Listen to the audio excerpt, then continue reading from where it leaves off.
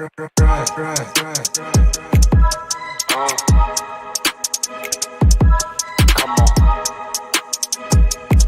It's Fastbreaks. Listen.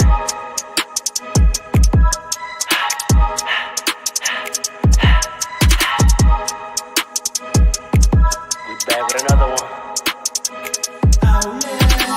Fast breaks, yeah, we coming with the takes. Never early, never late, but we always push the pace, yeah. And we really study tape, y'all just view the highlights. Man, we really watching games, yeah. You just watch from the stands. We run 3-man weeks, Paul, Trey, and Allen, yeah. Way more than a fan. We got love for the game, we don't have to pretend. Got it out the mud like you get it off the glass. I'm the run the fast break, throw me the outlet. Yeah, we got it out the mud like you get it off the glass. Time to run the fast break, throw me the outlet. We on the break, it's fast break. We on the break, it's fast break. Let's go.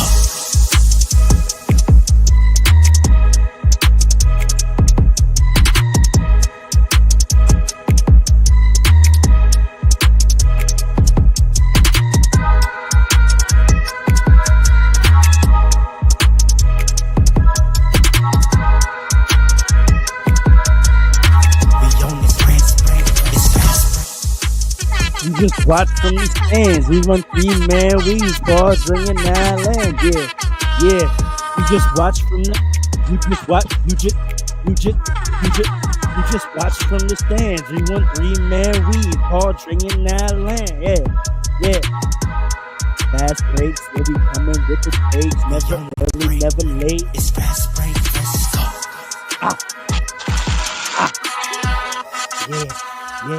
Yeah. What up, party? Yeah. Yo. Damn, it feels good to be a fast break. I know you missed us. You haven't seen these 4 faces on the screen in quite some time. We are back, and we are here to provide you season 2 finale.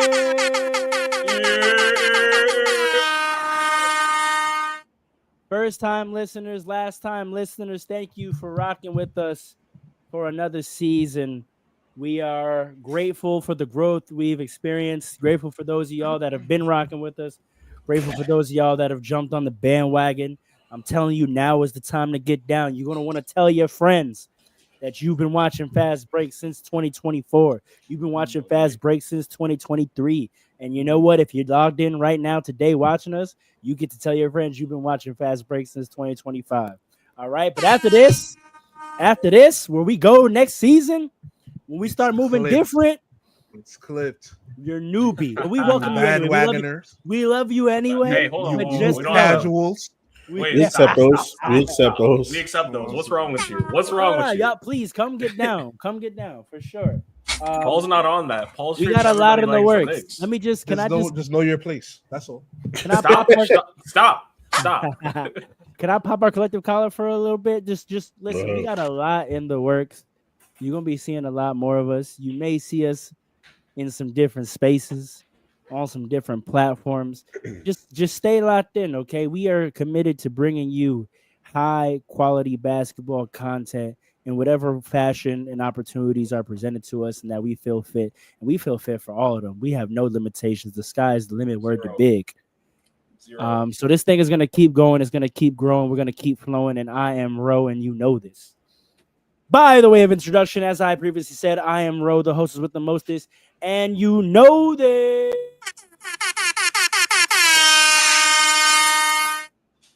Up above me, he goes by Coach Paul, PRR Sports, 1995. Paul Robinson, give him a hand. It's season 2. Clap it up. Give him a hand. To his left, the architect, Morpheus. We call him the professional. Alan, the man with the plan. Say what up, Jersey. Yeah, big Jersey. Oh, my fault, Paul. Say Guan big up to the man them out there in their yard. Hey, Team Jamaica. The biggest bad man in the nation. Team Jamaica. Hey, watch out for Team Jamaica in the World Championships. And for Watch myself, I out. forgot to add, I'm Roller Hostess with the Moses, and you know this. You know what it is, Flatbush. All right. All right. And Hey, last who's that but next to you? and last but certainly not least, to my left, the big man in the middle, Mm. Mr. Consistent, Mm. the author, Mm. America's favorite Haitian Oh, uncle, God. King Dre. Sac Sakpase. passe.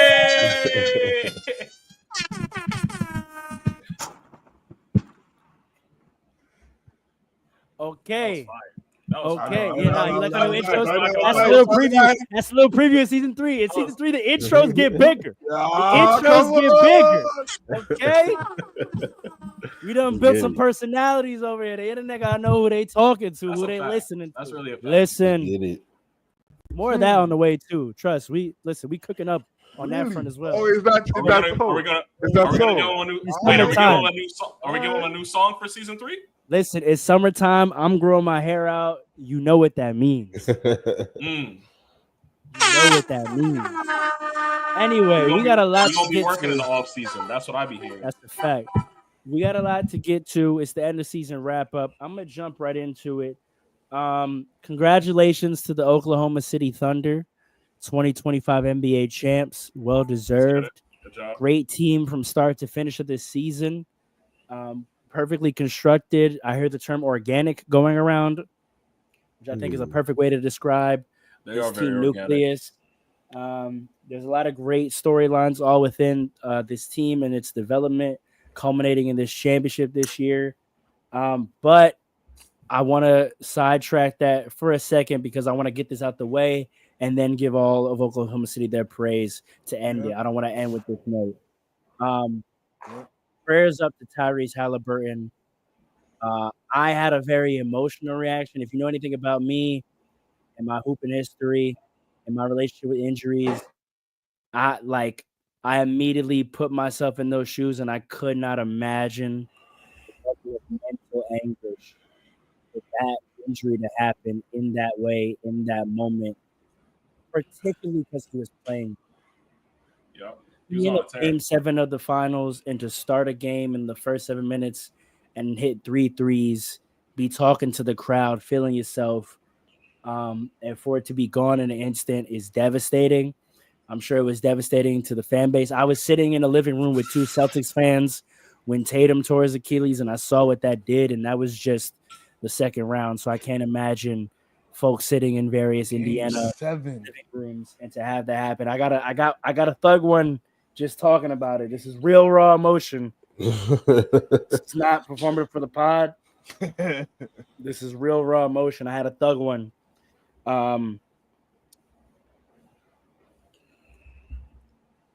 Also, as a fan, empathy for him aside, as a fan, I felt absolutely robbed. Yes. You know, we have been talking about, especially in this pod all season, about ways in which, you know, we're suffering from NBA nostalgia and basketball, the presentation of basketball not living up to what it used to be, the content, the product. While the basketball quality on court, we have argued against the narrative that it is very good and is very high. The reality show that is the NBA has not been good in a while. And you get this finals that on its face looked like it was going to be boring. 2 small market teams. Yeah. While Shea has cemented himself as a top 5 player before this series that was kind of up for debate to some people. You didn't have sort of the legends of the game in the finals. And everyone kind of counted Indiana out. They thought many people had it as a sweep. It was going to be boring. So to get a 7-game series with amazing finishes and great performances, and for the first 7 minutes to look like we're about to get a basketball classic, an absolute battle between 2 young stars for it all. And not to take anything away from the Pacers, who played hard for the rest of the game and made it interesting for a good amount of the game. Salute to those guys. Salute to TJ McConnell trying to step up and have a moment. Have a Shane Battier, have a Mike Miller. Who else can we name? Have a Derek Fisher. Man, he was balling the whole series though. Oh, I know, but to step up in that moment and it's interesting, right? Of all the talent on that roster, for a guy like that with his story, with his physical makeup, to be the guy that almost did it for them, that's was true. truly He gave us amazing.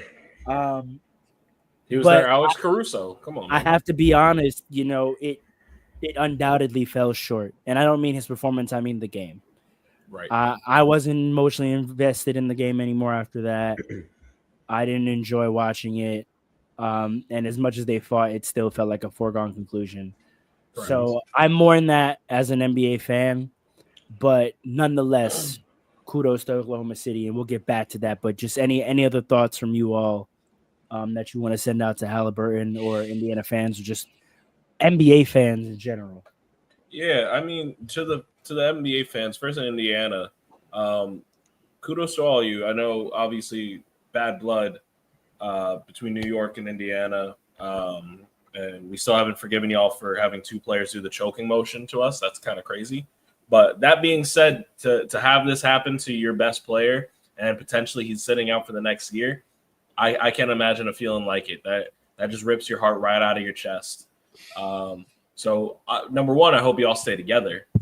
Because I hope this doesn't start with a breakup of any kind, because y'all have demonstrated that you can potentially get it done. And I hope that Halliburton comes back stronger. Modern medicine. He's got a good team around him over in Indiana.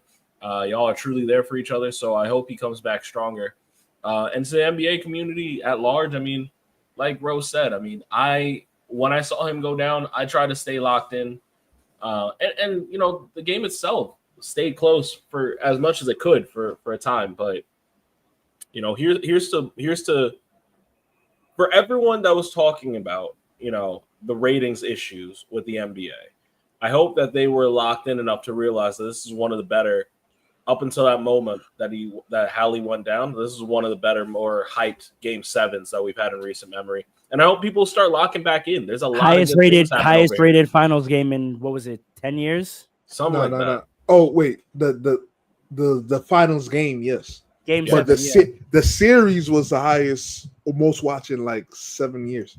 Yeah, and the game 7 was the most watched game in like 10 years. Yeah. And this is as Rose said, these aren't like the legends of the game. These aren't, you know what I'm saying? I mean, well, Shea, and he's not a legend later. In the making. Because he just had one of the best seasons I've witnessed. We're watching the beginning of something, which I'm gonna pat myself and Dre on the back with this. We've been trying to tell y'all he's one of those. He's one of them. But all that to say, there's still good basketball out there to be played, and this is still a good product. Don't throw it away. All right. Don't close your eyes to it. Stay wide open. Watch. There's some good happening. What? Just keep going. I'm gonna let him have grace today.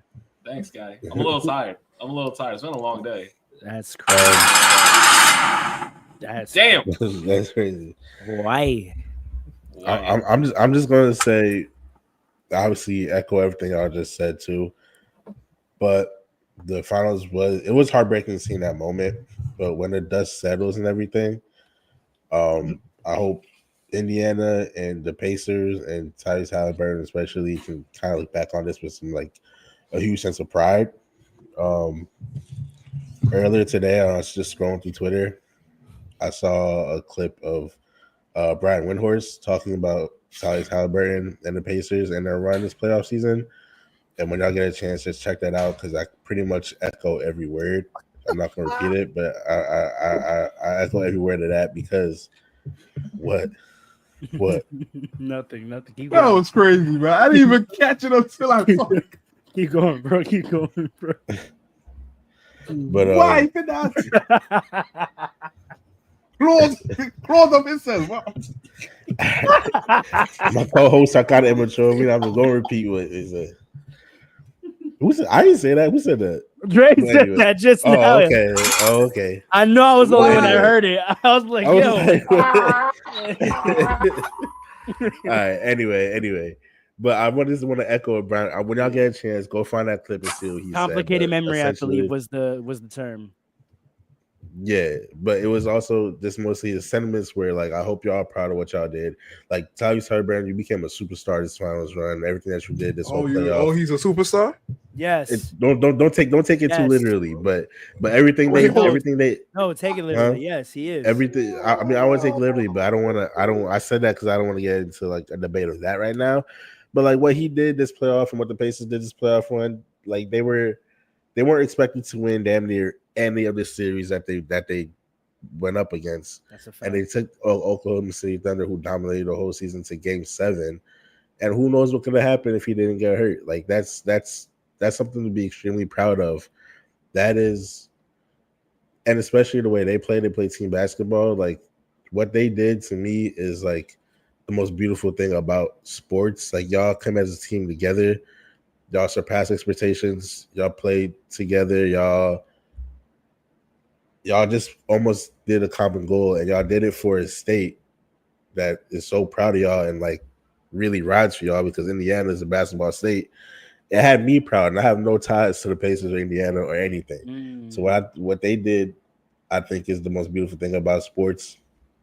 Like I said, and I just hope they look back on this and they're just really, they could really, you know, I don't know, they could really like not be too down on themselves, because they hold their heads high, not be too down on yourself, and not look at this as like, you know, a waste or not too much of a loss, because y'all really did y'all thing, and that's something to be extremely, extremely proud of.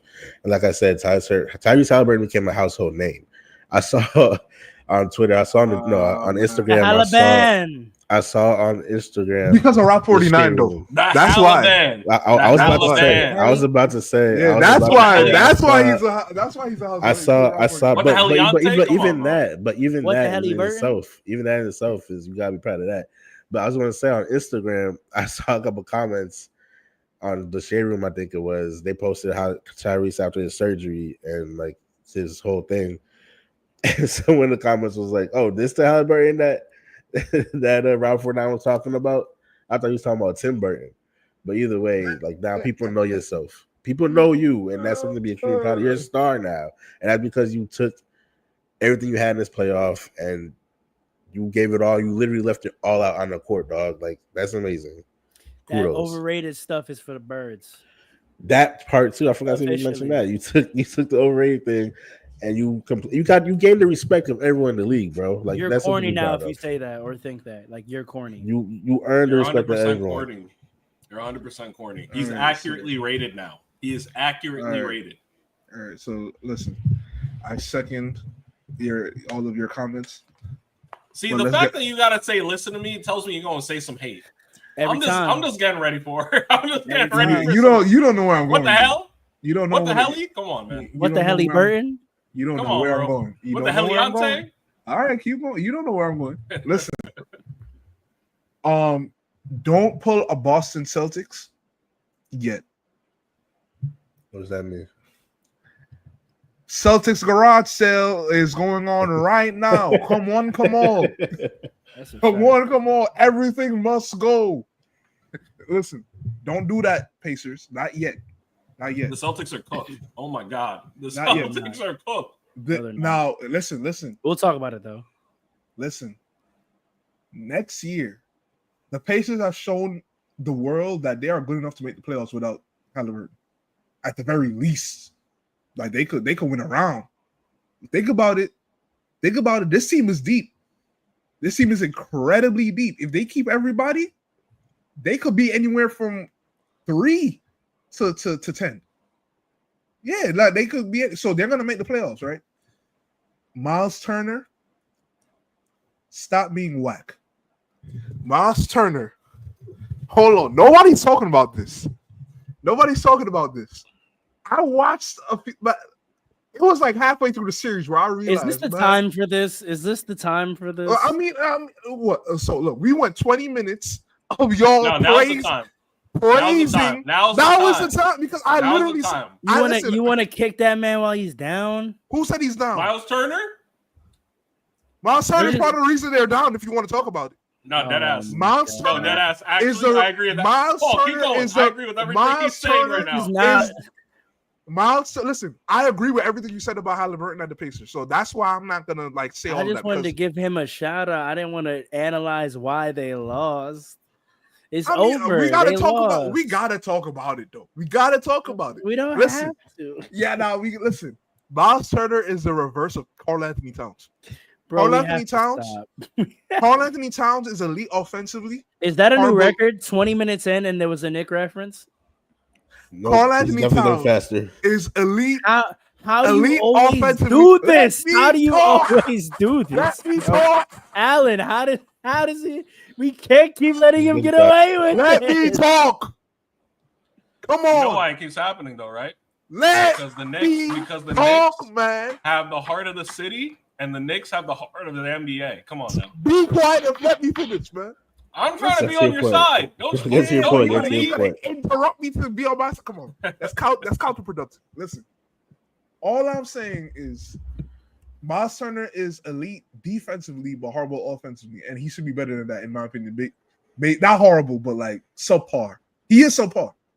That's why you were able to put smaller guys on him like the whole time, right? He needs to step up. Benedict Mathurin, you're a wild player. I got nothing but smoke. I got nothing but smoke for better and Yeah, better. no, we got to talk about that because that's weird. No, that with No, you, I have that's nothing. weird. That's I weird. got nothing but smoke for that man. That's I got wild. nothing but smoke for that. Is he That's a little Haitian? weird. That's He what I'm is. saying. Exactly. He is. And I hate to Wait a have this second. hate. I hate to have this hate. I really do. But my God. How many fouls does that man get because he's out of control? The man doesn't know anything. Listen. Boo. Listen. Boo. Actually, you know what? Let me tell you something. There is a Buick, all right, who is Lou Dort, and then there's a Mal Buick. Yo. and that is Benedict Mathurin. Listen, all I'm gonna say is Wow. I brought up next year they're making the playoffs because I want to see I want to see maturity in Benedict Mathurin, right? I need to see his game mature, and I want to see if Miles Turner is gonna get some semblance of a post game, like offensively. He had it and lost it, right? I never believe players lose things. I think players come out of habits based on how they're asked to play. But we've had that argument many times on this pod. So Yes, we have. So I want to see what they're gonna do next year, and then because Tyrese is probably gone until the playoffs at best. he's At not best, going to the playoffs. you think it's all right for the whole? Why would you do that? Same thing with Kyrie. Why put yourself in the pressure of a return at the most important time of the year? Why is the first time you're going to play basketball in over a year the most intense form of basketball that exists on the planet? That's fair. That's fair. But one could say you do it because your team is going to be in the best mental and physical shape that they've been in. But to you won't. play, but you won't. So that's why it's a give and take. It's a give and take. You know what I mean? So I get it. But evaluate what's going on. I want to see these guys step up next year, right? Not too much though, because the Knicks need to beat them. But you know, they listen. The Pacers are here. The Knicks have a cakewalk to the finals next year. If y'all don't get it done, we have a conversation to have. Oh no, absolutely, and I completely agree with you. Cakewalk. Cakewalk. It should be a cakewalk. We want to see it. Y'all gonna lose Listen. to Orlando though. Watch. We're getting Taylor Jenkins. Boy, We're gonna be the number one Orlando seed. Magic. I'm getting all the callbacks in on this episode. No, we're gonna be the number one seed, and we're gonna go to the finals. I'm not worried about that.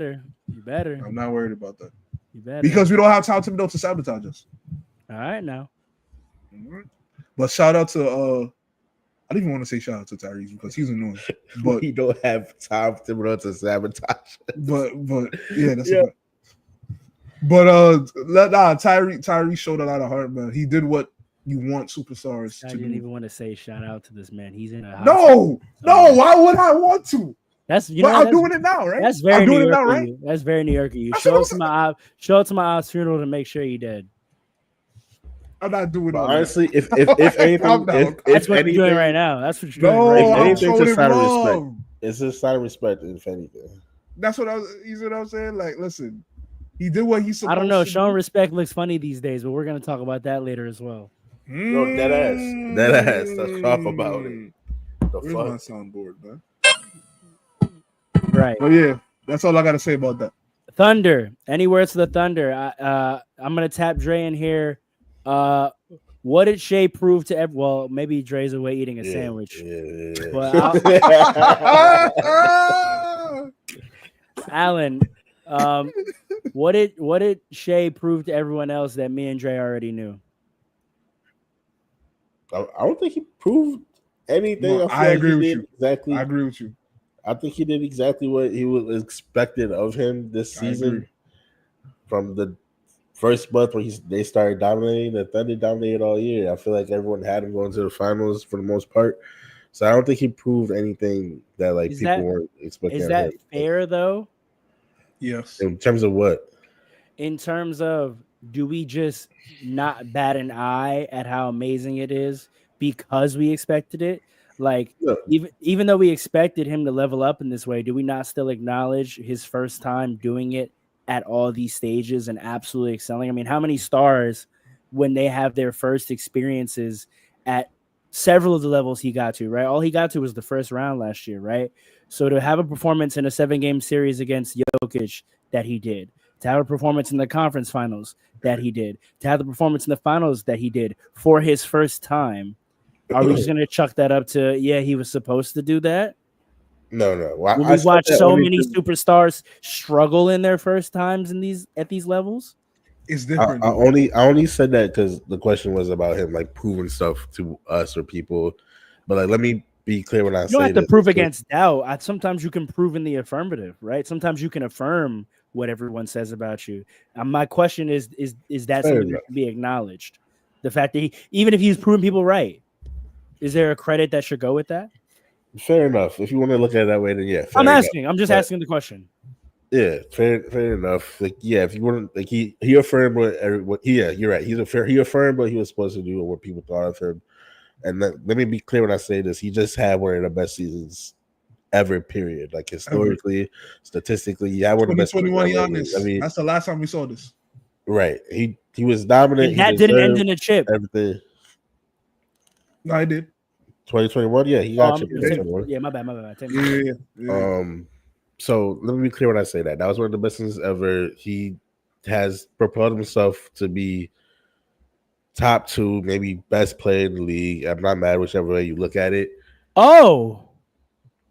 If people like you won the chip, you deserve to have at least that conversation. You know what I mean? So like, I'm not mad at that. Oh, is it that easy? Is it that easy?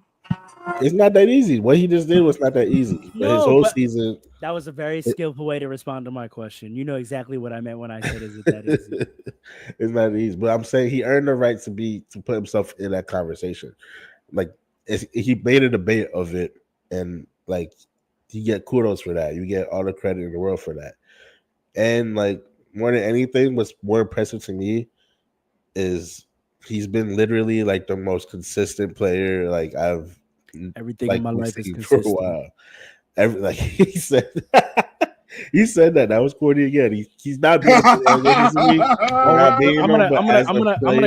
get back to the corny conversation. Trust the first nonchalant player to win a chip and act nonchalant while winning the chip. Let him. I don't know if he's really nonchalant, but as a player, nothing else. I'm not looking at anything else. Is like the way you know what you're getting from him every single night is like one of the most amazing things. Like he's damn near a guaranteed 30 no matter what. And that's even though superstar is. Yeah, exactly. So is Anderson. So yeah, so he no. What you say? I said what's the question? Ant a superstar? No. Ooh. You making it hot. We talked about that the last time we were all together. That's what we learned. That's why I want to say like Ant in his first time, like in conference finals, it didn't look good, and in his second time, it didn't look great. Shea in his first time, And then his first time in the finals, like, it don't matter that he was MVP and we were expecting that. Like, he showed up. And unfortunately, in recent eras, showing up has not been expected or consistent of certain guys. We want to get into who, but we've recently seen a lot of guys not show up. There's a reason for that. Go But ahead, just wrap up really quick about what I was saying. Like, so kudos to the Thunder too. I think just as an organization, they top tier in the NBA. And Sam Presti, I think, is the best GM in the league. I forgot to also say this about the Indiana Pacers, but the way these two teams have built their teams, I think, is amazing because the Pacers never even like tanked for real. They weren't always good, but they never like tried to tank. And with the Thunder on the other side, I just got reminded today or something that they were in a play-in like 2 years ago. So these two teams are like models of excellency that the rest of the league needs to follow. Great. So shout out to the Thunder. Congratulations on a dominant season. Dre, I want to ask you a very specific question. I'm here. How should we talk about Shai Gilgeous-Alexander moving forward from today? Very respectful. Very, very respectful. Mike. Let me tell you something. Oh, y'all couldn't hear me? Let me say it one more time. Very respectfully, okay? Let me tell you something. This man is one of them ones, okay? There's very few guys you see enter playoffs, right, that just won the MVP and the scoring title. I feel like that gets lost in the sauce. It does. Right? And he stayed averaging the same exact points per game that he's been doing. I think there is like a very minimal, maybe half a point differential between what he was doing in the regular season against everybody else. And then he gets to the playoffs and he said, oh, y'all thought this was for show. Now I'm going to do it to y'all too. Every single one of y'all. Who you got next? The Pacers, the Timberwolves. It doesn't matter. It doesn't It doesn't matter. They were just a well-built team, and it starts with him. You can joke about everything I do is consistent, but he meant that shit. And you don't see a lot of that in this league. You don't see a lot of guys that are like, no, I'm really him. I'm him. I'm trying to stay him. I didn't see Luka do it. I love Jason. Whoa. Yup. I ain't seen Luka do it yet. Whoa. I ain't seen Luka do it yet. I'm gonna come back to that. You should. And you should take issue with it too. I'm gonna come back to that. There comes a point where, and we've been talking about who's the face of the league, who's this, who's that, who's the NBA going to give it to. Shai didn't care about none of that. Shai said, I'm going to take it. And if he stays on that level of consistency, if I see him averaging another 31 point whatever season and get another MVP, and he stays on trajectory, he's going to be right. So how should you talk about this man? Very respectfully. The way he put together this team, the way he put together this run, absolutely fantastic. Now, the way we watch the season 2 of not season 2 necessarily, but next season of how this team operates will be very, very similar. And people are going to think I'm premature for this, but I don't care. It's going to be very, very similar to how we view the second year Warriors run, the second year of their dynasty. And here's why I say this. They have a ready-to-go star. They have a ready-to-go big three. And they have a well-built team. They aren't going anywhere, folks. A lot of teams are going to be spending a lot of years trying to get to their level. Can I get into that with you? Because that's where I was going to go next. Sure, and then, Paul, I'll come to you with a very specific question that I think you'll like as well. I got a response to what y'all said because I don't agree with a lot of what y'all said. I know, That's but fine. I think you'll like the question that I bring to you. Dre, stay right there. Because in the same breath as I said the Knicks have a cakewalk in the East next year, I think what's very interesting is, do we need to, or should I say, is it fair to acknowledge Shai's path and the ways that might change going forward? Shai as an MVP, getting all the MVPs and getting to the finals and winning his first chip in the West, did not have to face, in winning the West, LeBron James, Steph Curry, or Kevin Durant to take them. Or I understand he had to go through Jokic, and you can speak to how much points in terms of what I'm speaking to he gets for that. But in terms of the superstar echelon, and like you said, he went and took it, right? Is it appropriate to acknowledge who he took it from and who he didn't have to take it from in order to get the crown the West? And I asked that because you brought up Luka. There, if Curry is healthy, a lot of people say things might have went different. If the Lakers, with all their money bags that they now have in their new ownership, put a team around Luka, it looks different. If the Nuggets retool, it looks different. So Shea has the crown now. How secure is that crown? Is both from the foundation that it's built on in terms of his road this year, and how sturdy and firm do we think it is in the face of what is to come? Assuming what I said happens, right? Assuming these teams retool and these guys come hungry, chomping at the bit. Jokic only has one. Luka doesn't have one. Steph wants a fifth. LeBron damn sure wants a fifth. So answer those two questions. How solid is the foundation? How strong is Shea's foundation of this crown, and how firm do you think it is against the oncoming opposition? Well, let's start with the firmness of this foundation. It's very firm. Right. Okay, it's built on solid rock. All right, it's built on solid organic rock because it's not built on fleeting contracts. It's not built on one and done stars. Okay, how contested was it though? How contested was what? His run. The path. His run. He's asking if the path was easy. He went up against the best player in the world and beat him. We can talk about it. We can say LeBron hasn't been the best player in the world in 5 years. Steph Curry hasn't been the best player in the world. Playoffs. LeBron in the playoffs has not been the best player in the world since 2020. I don't know if that's true at all. Steph Curry has not been the best player in the world in the playoffs since 2022. I'm going on the last time they won. Because if you're the best player, I'm dead serious. I'm sorry. You can disagree with me all you want. You're the best. You're doing those big things. Y'all debate that in the comments. I like that take, but I think there's a conversation to be had there. Not for today, but in the comments, y'all get into that. As Steph, because we said very different things going into the playoffs this year. We said that part of the intrigue of the playoffs this year was that the LeBrons and the Stephs of the world had intriguing competitive teams. Yes. And now we believed that on any given night, they still would be the best players in the world. And we didn't get to see that against Shea. Shea didn't have to deal with that. Right. That's true. And that's fair. But he did. And that gives the credence. That's like absence of evidence, right? And that's what I'm saying. How sturdy is the foundation? So then we look at the evidence that's in front of us, right?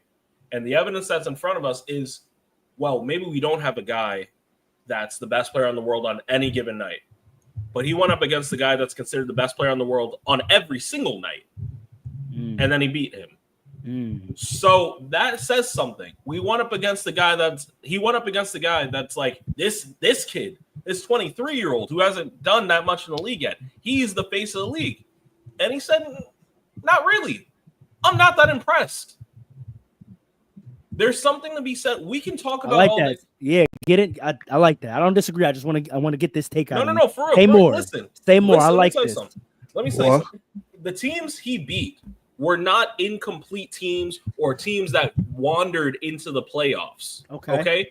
These were well-built, well-run with great player teams that he beat.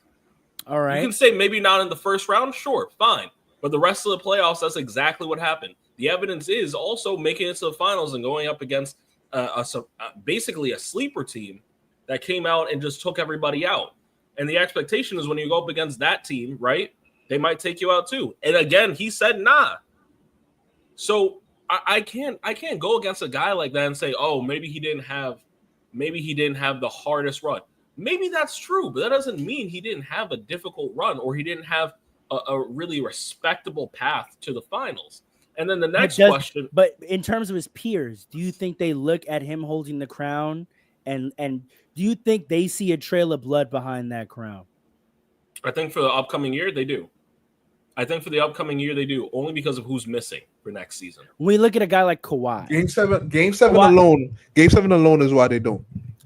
if we look at Kawhi, that's a Interesting. great and that's a strong point, right? Even the person you were battling with in the finals, you didn't have to deal with it. You didn't have to deal with him. I don't know. When we look at Kawhi only has 2 chips, but why do we respect Kawhi's 2 chips so much? Because of what he got it done. Because of who And he who he took beat. that crown from. He took one from LeBron and D Wade's hands, and he took another from Joel Embiid. Healthy Joel Embiid. The last time we ever saw healthy Joel Embiid. I've never seen Joel Embiid with a crown ever, so I don't know what crown I'm just saying, the last time we saw healthy Joel Embiid, he took it away from Joel Embiid, Kevin Durant, and Steph Curry, and I think I'm probably missing someone in that run.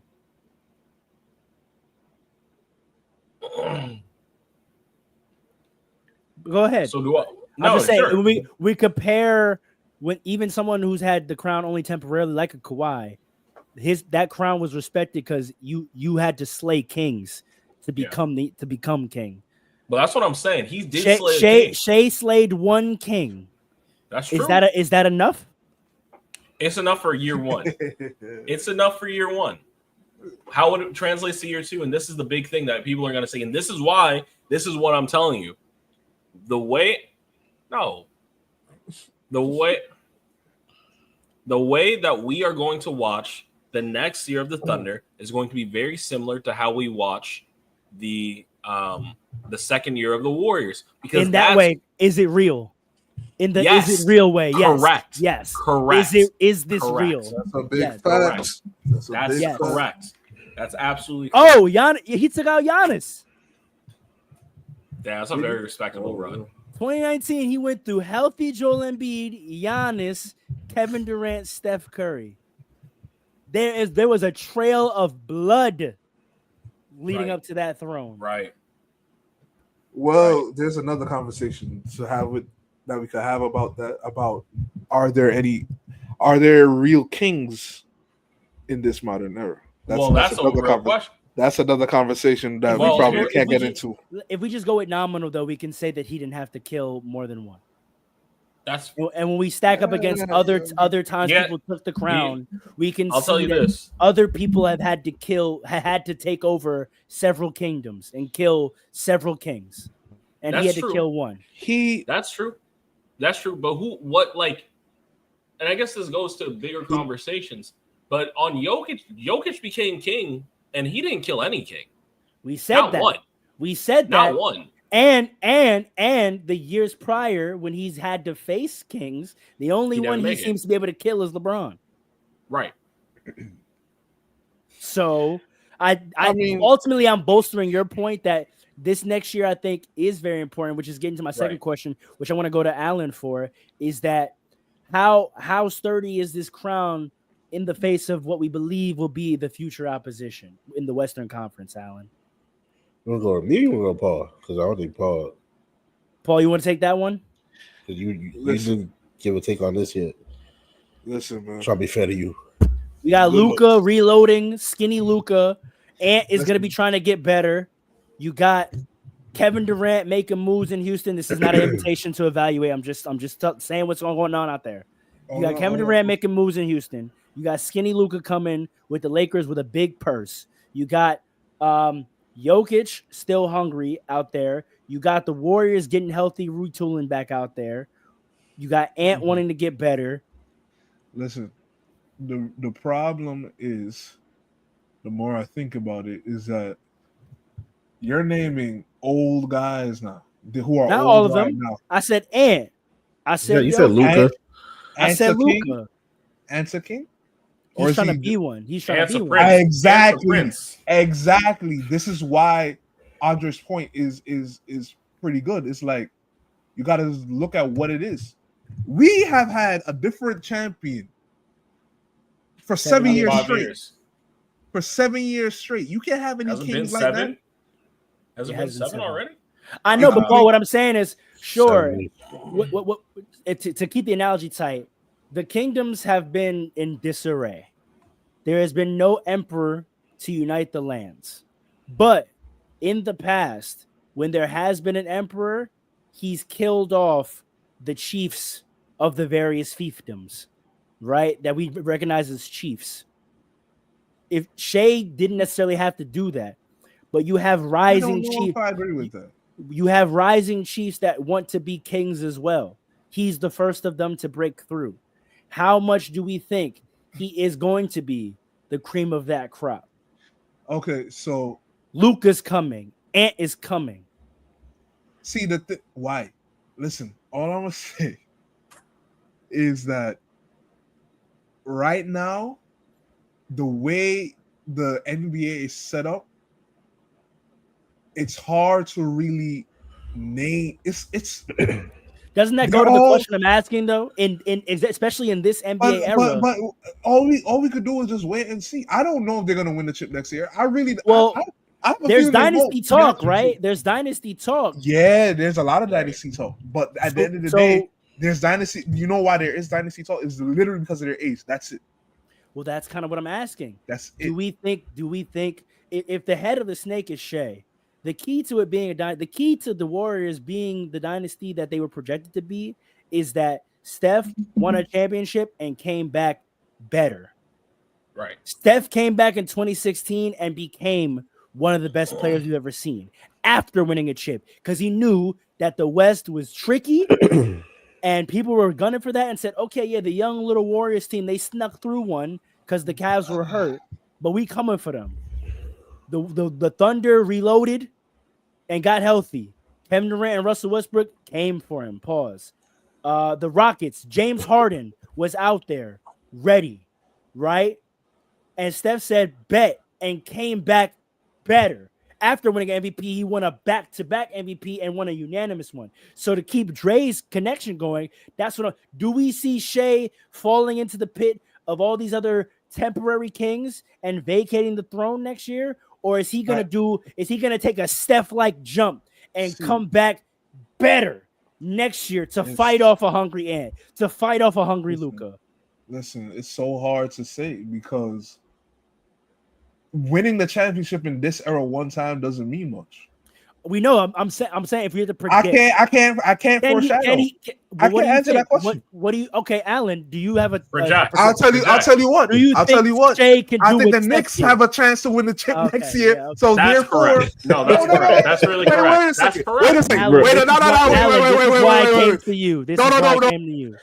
No more. You can't bring up the Knicks every single time, bro. You can't. We're talking about chips. We're talking. Hold on. We're talking about chips. No, but that's not. Now you're being wild. Now you're being unfair. I'm being wild. Yes, you are. We're having a talk about Shea. Do you want me to? Because it's getting to the point where every time I talk about the Knicks, you're like, "Oh, here we go." But the Knicks are a champion. You bring them up, but there's no need to bring them up. The champion. They are a championship contender. We're talking about West. So I said the Knicks. That's it. I said the Knicks. Right? There are other teams. You got the Pacers are going to come back. You're still naming East Coast teams. I'm talking about the West. Wait, you're talking about Kings. We're talking that's chips. You can't ignore the East. That's what I'm trying to say. Like we're talking about chips. But you can't. Your road isn't through the East. He's in the West. If he gets to the finals, the question we're asking will have been answered already. But I'm talking about the road. His road is in the West. But a king, if you beat the king in the East, then that matters. That's part of the road. Yeah, but what I'm saying is the question I'm asking, if he gets to the finals, it's already answered. So you bringing up East that's teams not true. In this. Yeah, it is. How is he? Why? Because he's My question king of the West? Yes, when you win the conference, you're the king of the West. And I'm saying the West. Is that all we're talking about? I thought you were talking about in the NBA. I'm specifically talking about his road. His road. Remember when I brought up Steph, what did I talk about? Who he had to go against in 2016 in the West. The Thunder got healthy. James Harden retooled. Okay. Right? All right, okay. And Steph got better. So I'm saying it's a very similar situation. The West looks to get better again next year. Right? Luka, the Lakers have bags, and he's apparently getting skinny. Ant is going to get better. KD's on the move. The West is looking scary again, and I'm asking, and now I'm going to ask Alan, do you see Shea being able to do what Steph did? Maybe not in terms of numbers and MVP, with him becoming – I'm not going to ask you, do we think Shea's going to become one of the best players we've ever seen? next year. But do you think he can take his game to another level to actually fuel the Thunder being a dynasty in the face of what's in front of him in the West? You got to win the chip to be the dynasty. You see, you're going back to dynasty talk now. But you don't even have a chance if you can't get through your conference. That's why I'm asking. But what if they do? Why are we acting like you're a king now just because you do that again? You got to win the chip. Am I wild in saying that? No, but I'm asking a very specific question. That's all I'm just saying. I'm asking very specific. Alan, do you have an answer to the question? Ask your question again. Make sure I understand. Do we see him, if they're going to be a dynasty, it's going to be fueled by Shea. Right. His road in the West this year was, to some people, questionable. Dre made a very good argument for why it's not, but to some people, it is questionable. It looks to be even harder next year for the reasons I said. Ant getting better, Luka potentially having a better situation. And I'm going to throw in the old guys. I'm going to throw in Jokic potentially coming back. I'm going to throw in Steph potentially being healthy. I'm going to throw in KD being on the move. Right? Whatever. I'm just saying, with all that challenge that exists on the road for him, do you see him taking his game to another level next year for them to be able to push forward and have a chance at being a dynasty? Okay. Well, not to answer your question, but does he have to take it to another level? Like, that's a good question. Do you think he could be the exact same player he is this year? Well, that's interesting about his road. Do you think he can be the same player he was this year and get to the finals playing that way with this team and get through? Let's say his road is Steph, Luka, Ant. Let's say no, Houston. I'm not saying who it's going to be. I'm giving an example. Let's say his seedings, it'll work out however it works out. Let's say his road to the finals next year is Steph, Luka, Ant. Do you think he can be the same level of player he was this year and get through that? Yes. Yeah, I think so. I think if he comes back as a so same do you level think he's player, better than Steph was in 2015? Yes. No. I don't think. In 2015, 2015, not the unanimous MVP year. The first chip. The first year. The first year. Chip? No. When he was averaging 22. Okay. It's close, though. It's close. Stay with me. If you say no, then do you think Steph didn't have to get better to get through his road in 2016? Do you think if he was the same player he was in 15, they would have went 73-9 and got to the finals again? No. It probably would have 73-9, but they would have went to maybe. Hold on. So if Steph had to get better, and you're saying he was better than Shea is now at that time, why doesn't Shea have to get better? Well, I'm not saying Steph has to get better. I think Steph could have made the finals again. But more importantly, what happened was Steph's team got way better, if I remember. No, we're talking about 16. We're talking about 16. No, they did. The individuals did get better. Draymond got better. No, Draymond got better. No, Harrison Barnes got better. No, Clay got better. No, Steph got better. No. Come on, Steph man. became one of the best players. We're not going to sit here and act like what Steph. The whole team got better. They had better chemistry. They had better camaraderie, and individually, they all got better too.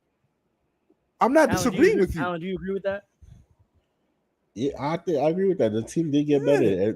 They got better because Paul was right. They get better individually, but Steph Curry also did get better. Yes. What was the bigger factor in them being 73-9? The whole team getting better, or Steph taking the absolute leap? 73. Everybody has to get better to win that much. Or you get the first unanimous MVP because they won 73. It wasn't just because of Steph. All what 2016 Steph was. Yes. Do you recall what 2016 Clay was? Come on, man. Like I'm not trying to take away from Steph. I'm trying to say that team was one of the greatest teams ever, despite winning the chip, because everybody got better. So that is the question then. Shea can stay as good as he is, but Jalen Williams and Chet have to get better. That was the point I was getting to. Yes, I was going to say those guys could get better and they could win the chip again. Do they have to? My question is, do they have to? I'm looking at what's coming. Do you think they have to. The way Chet played in this finals, Chet's getting a lot of credit in the finals, but there's a lot of criticism for how Chet plays. Do you think Chet could play at that level and go through, hypothetically, Steph, Luka, Ant and get to the finals? Yes. Can I add No something way. into this? Can I It's a add team something into sport. this? It's a team sport. Go ahead. Can I add And something into I'm this? pointing out different players on the team now. Shea Let me add stays the this You're just same. naming names. You're just naming names. Because here's the thing. When we talk about getting better, so often we think about point production, right? Correct. But I think so. First and foremost, I do think Shea this year was better than 2015 Steph. That being said, I think so too. Honestly, if I had to be honest, if I'm being honest, It's close. if I had to be honest, I think so. 2015 Steph, I didn't think was one of the greatest players I've ever seen. 2016 Steph is by far arguably the must greatest watch I've ever basketball. seen a player play during a season in my life. I saw 2016 Steph coming from 2015. So That very well true. No way. No, y'all forgot what I was saying about you. Forgot what I was saying about Stephen Curry. I don't. Okay. I was there with you in the St. John's hallways. All right, kudos I to was you. there. I was kudos there. to He you. actually St. John's was. He actually was saying this for a minute. But I will say this. That's a fact. But I'll say this. Shea getting better will make his other players better. Not because he needs to go out Talk about it. You talking about all those players in the Warriors getting better like they weren't benefiting off how good Steph got. Shea getting better is going to put a bigger target on his back. And if he increases his passing and learns how to be a better facilitator that way, those guys are he's the point what guard. If he becomes that? But what if he becomes a double-double guy? What if he gets a consistent three-pointer? That could what that's the only improvement that I think he even needs to make. And then defensively, more consistency. I saw Shea blow out. I think it was the Pacers. I saw them blow out. I think it was the Pacers by like 20. And in that game, he had 12 assists. Don't tell me he can't do it. He had 12 in Game 7. That's a part of that. Okay. Let me say this. Right. We're not gonna sit here and act like he can't get better. No. Okay. Wait. That's what I'm saying. Hold on. Wait a this is second. crazy. Wait a second. We're not saying that. The problem is right.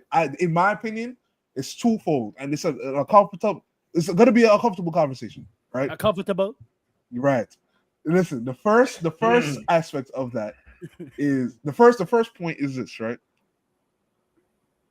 When it comes to the Thunder, right?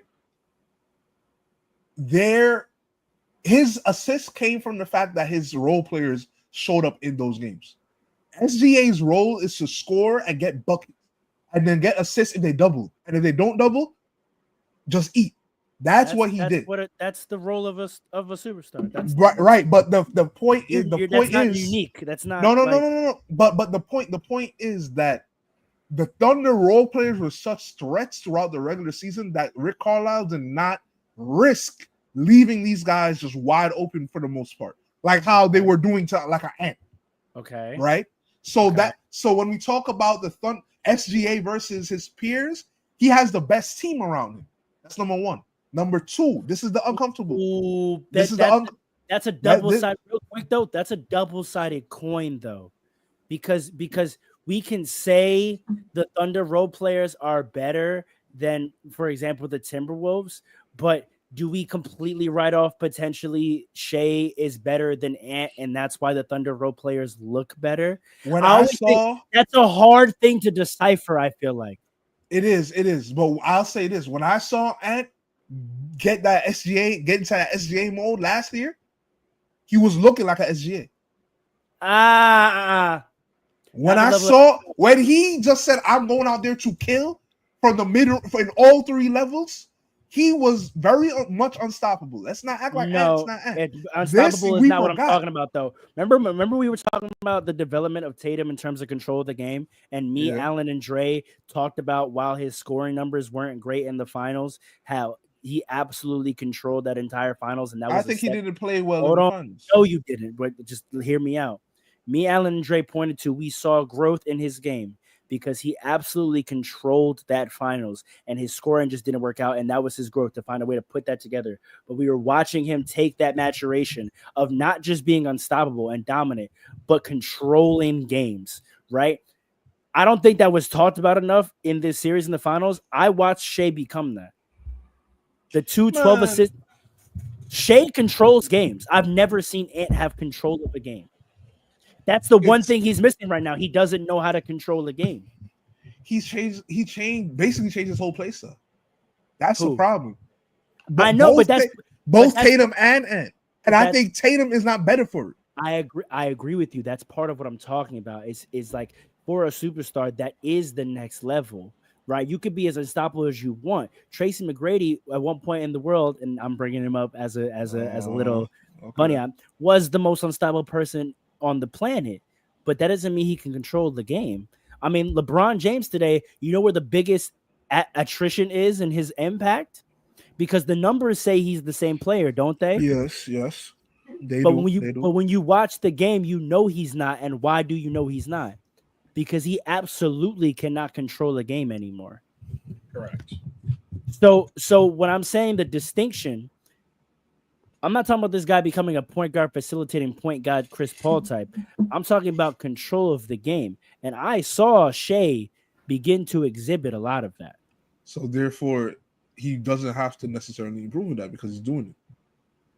I want to see that consistently, though.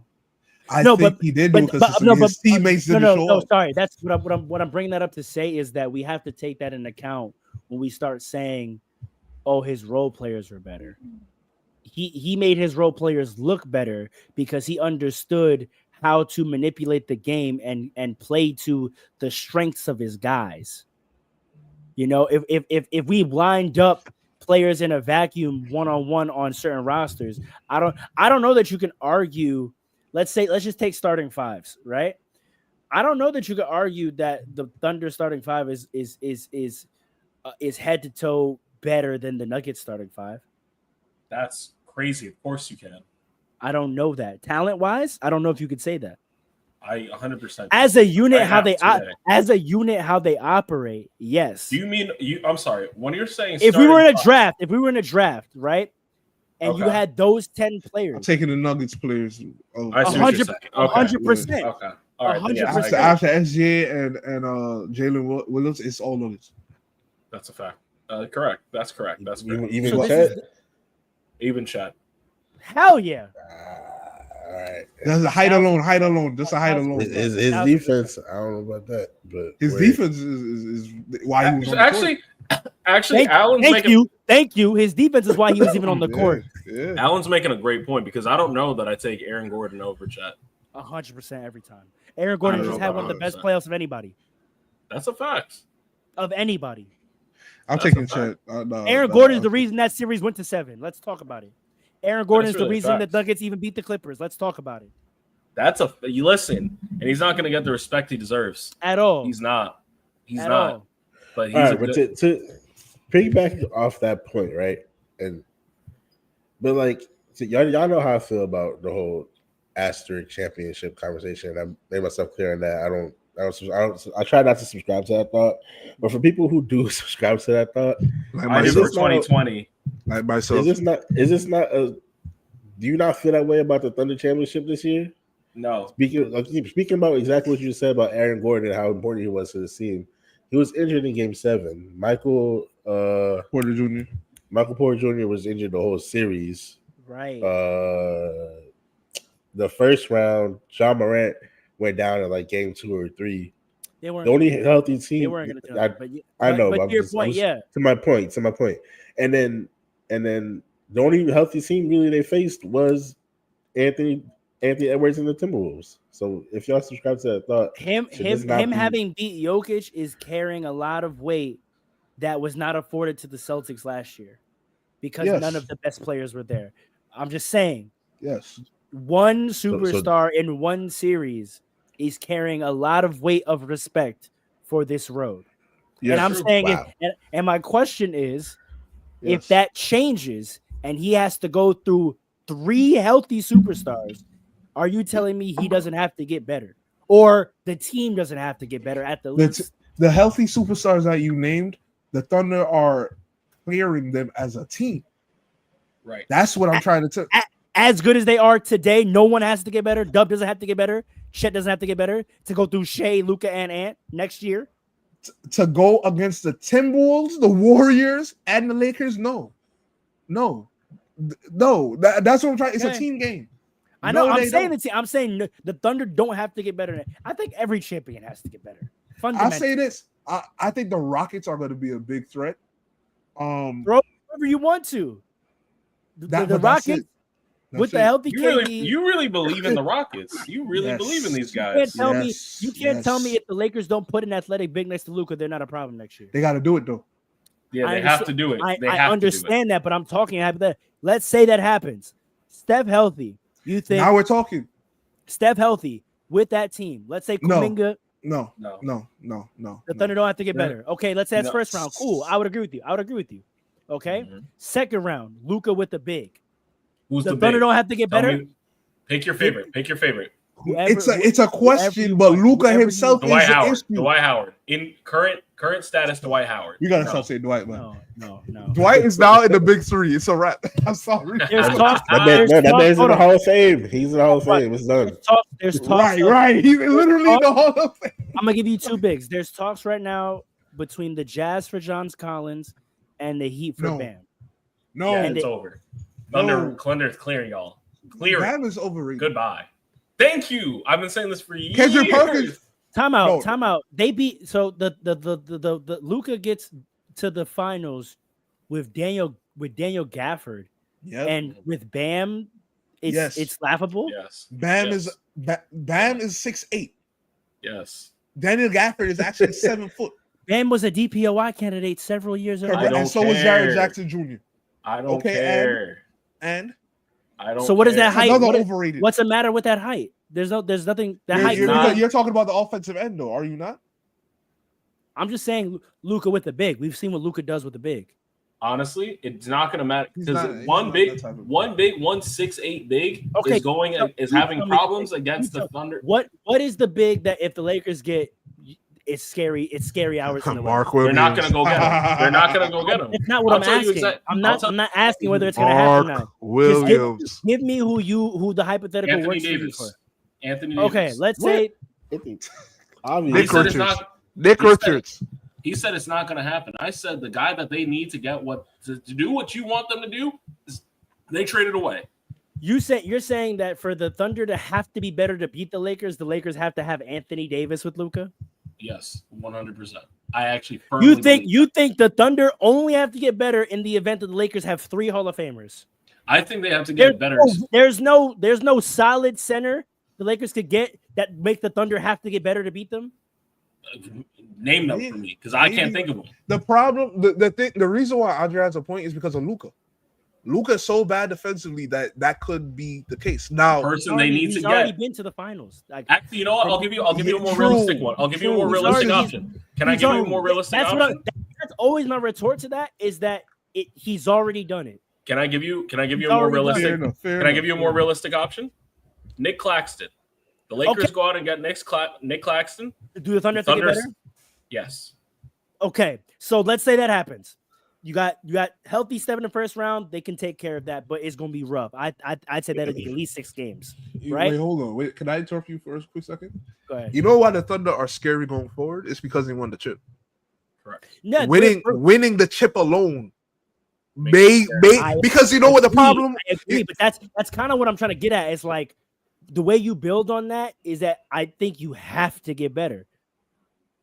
I See, think you will because you won a chip. That experience alone makes them better players than they were yesterday. Jalen Williams and Chet Holmgren's only issue is really consistency. And Right. the chip Right. gives you a confidence that makes you relax in high leverage moments that allow you to perform at least at the level Was that you that were performing at was that in the regular true? season. Wait. Was that true for Chris Middleton? For Chris Middleton. I said he won the chip. Was that true for Chris Middleton? Did he not get injured the next year? Eh. Yeah, he got injured, bro. That don't count. Was that true for Jamal Murray? The next 2023 and then 2024. Right. Wasn't he coming off an injury too? Wait a second. No, we're not doing that. We're not. No, he doing was. that. He was. No, he was. Come We're on. not doing that. We're not doing He that. was. He didn't miss no games. If you didn't miss games, we're not doing that. If you didn't miss games, we're not doing that. Oh my gosh. If you didn't miss games, we're not doing that.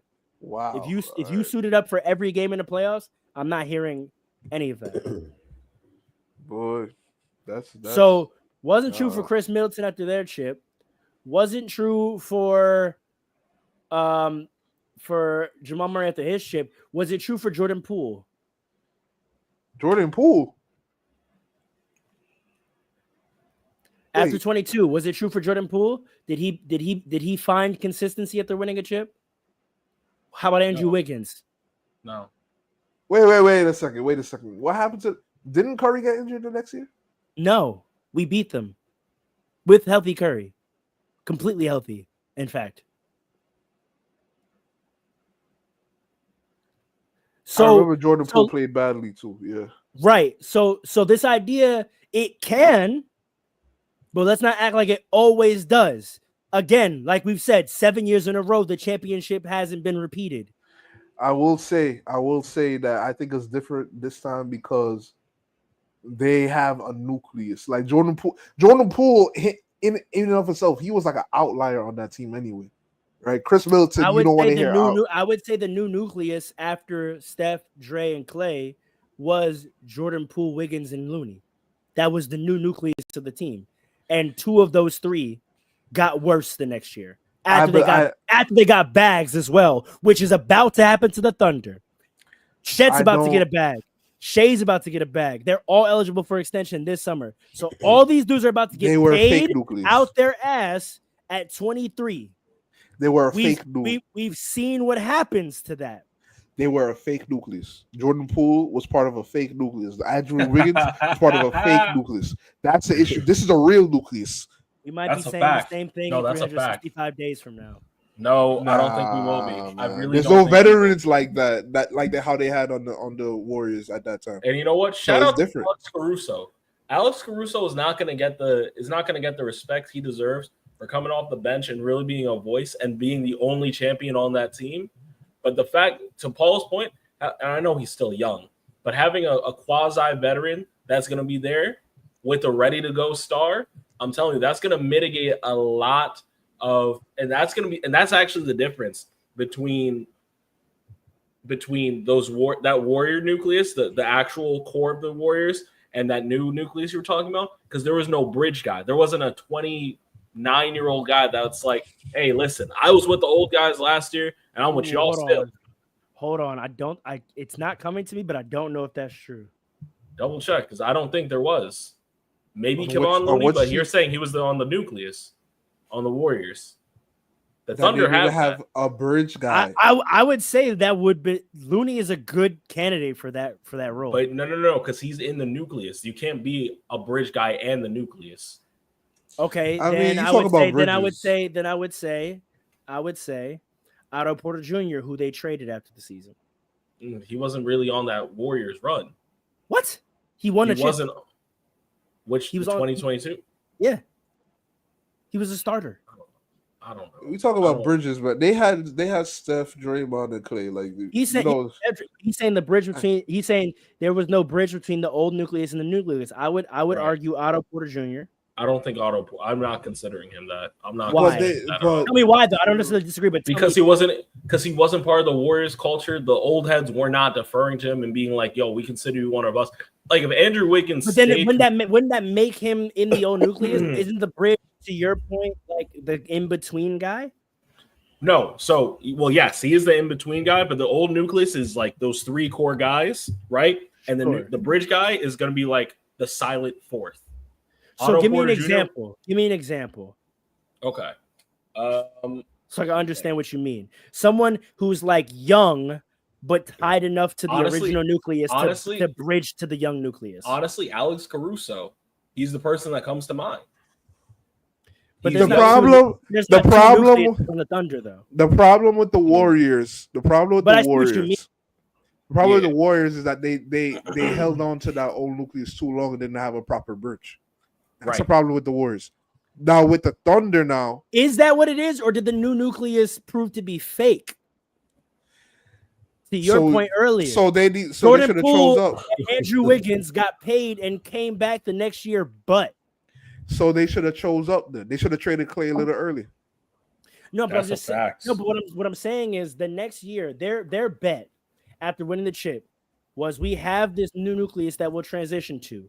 Let's lock them up now, and they're gonna play their way into us being able to trade Clay next year, and that did not happen. They came back, and so you had to Okay. lock. So you had to lock back in on your old nucleus. They should have. They were doomed to fail anyway. I think you're right and I'm right. Like I think they didn't have a proper transition from the old nucleus to a new nucleus.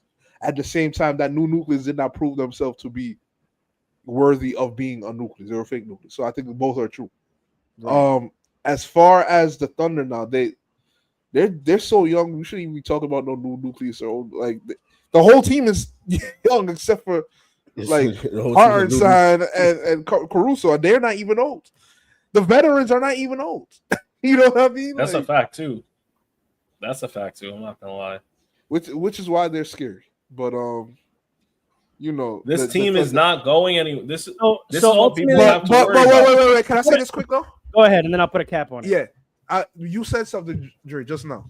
This team is not going anywhere, but that does not mean that I think, because think about it. The Bucks technically didn't go anywhere, right? The Celtics didn't go anywhere.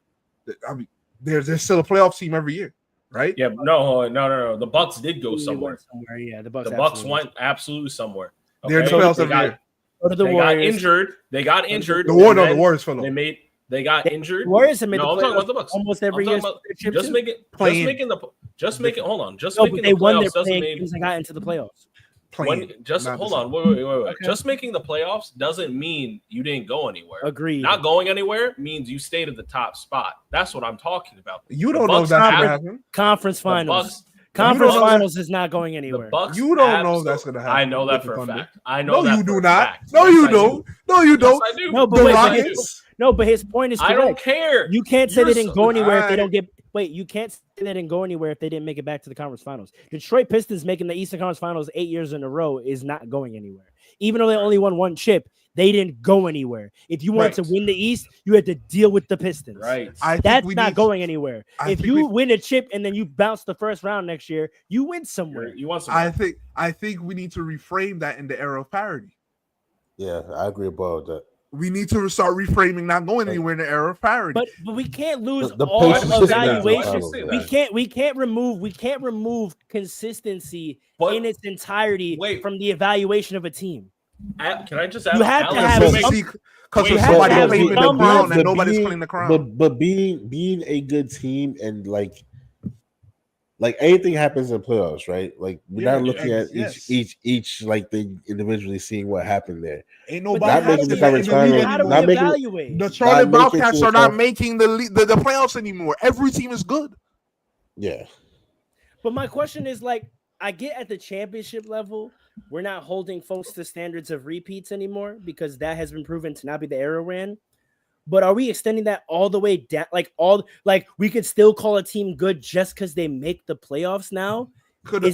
Is it that much parity that making the playoffs makes you a good team? Like we're not Nobody's gonna appreciate this. we're not if even the going to talk Clippers didn't about play the getting Nuggets. back to a conference finals. If the Clippers did not play the Nuggets, how far could they have gone? But my point is, but they didn't because they lost. To the Nuggets.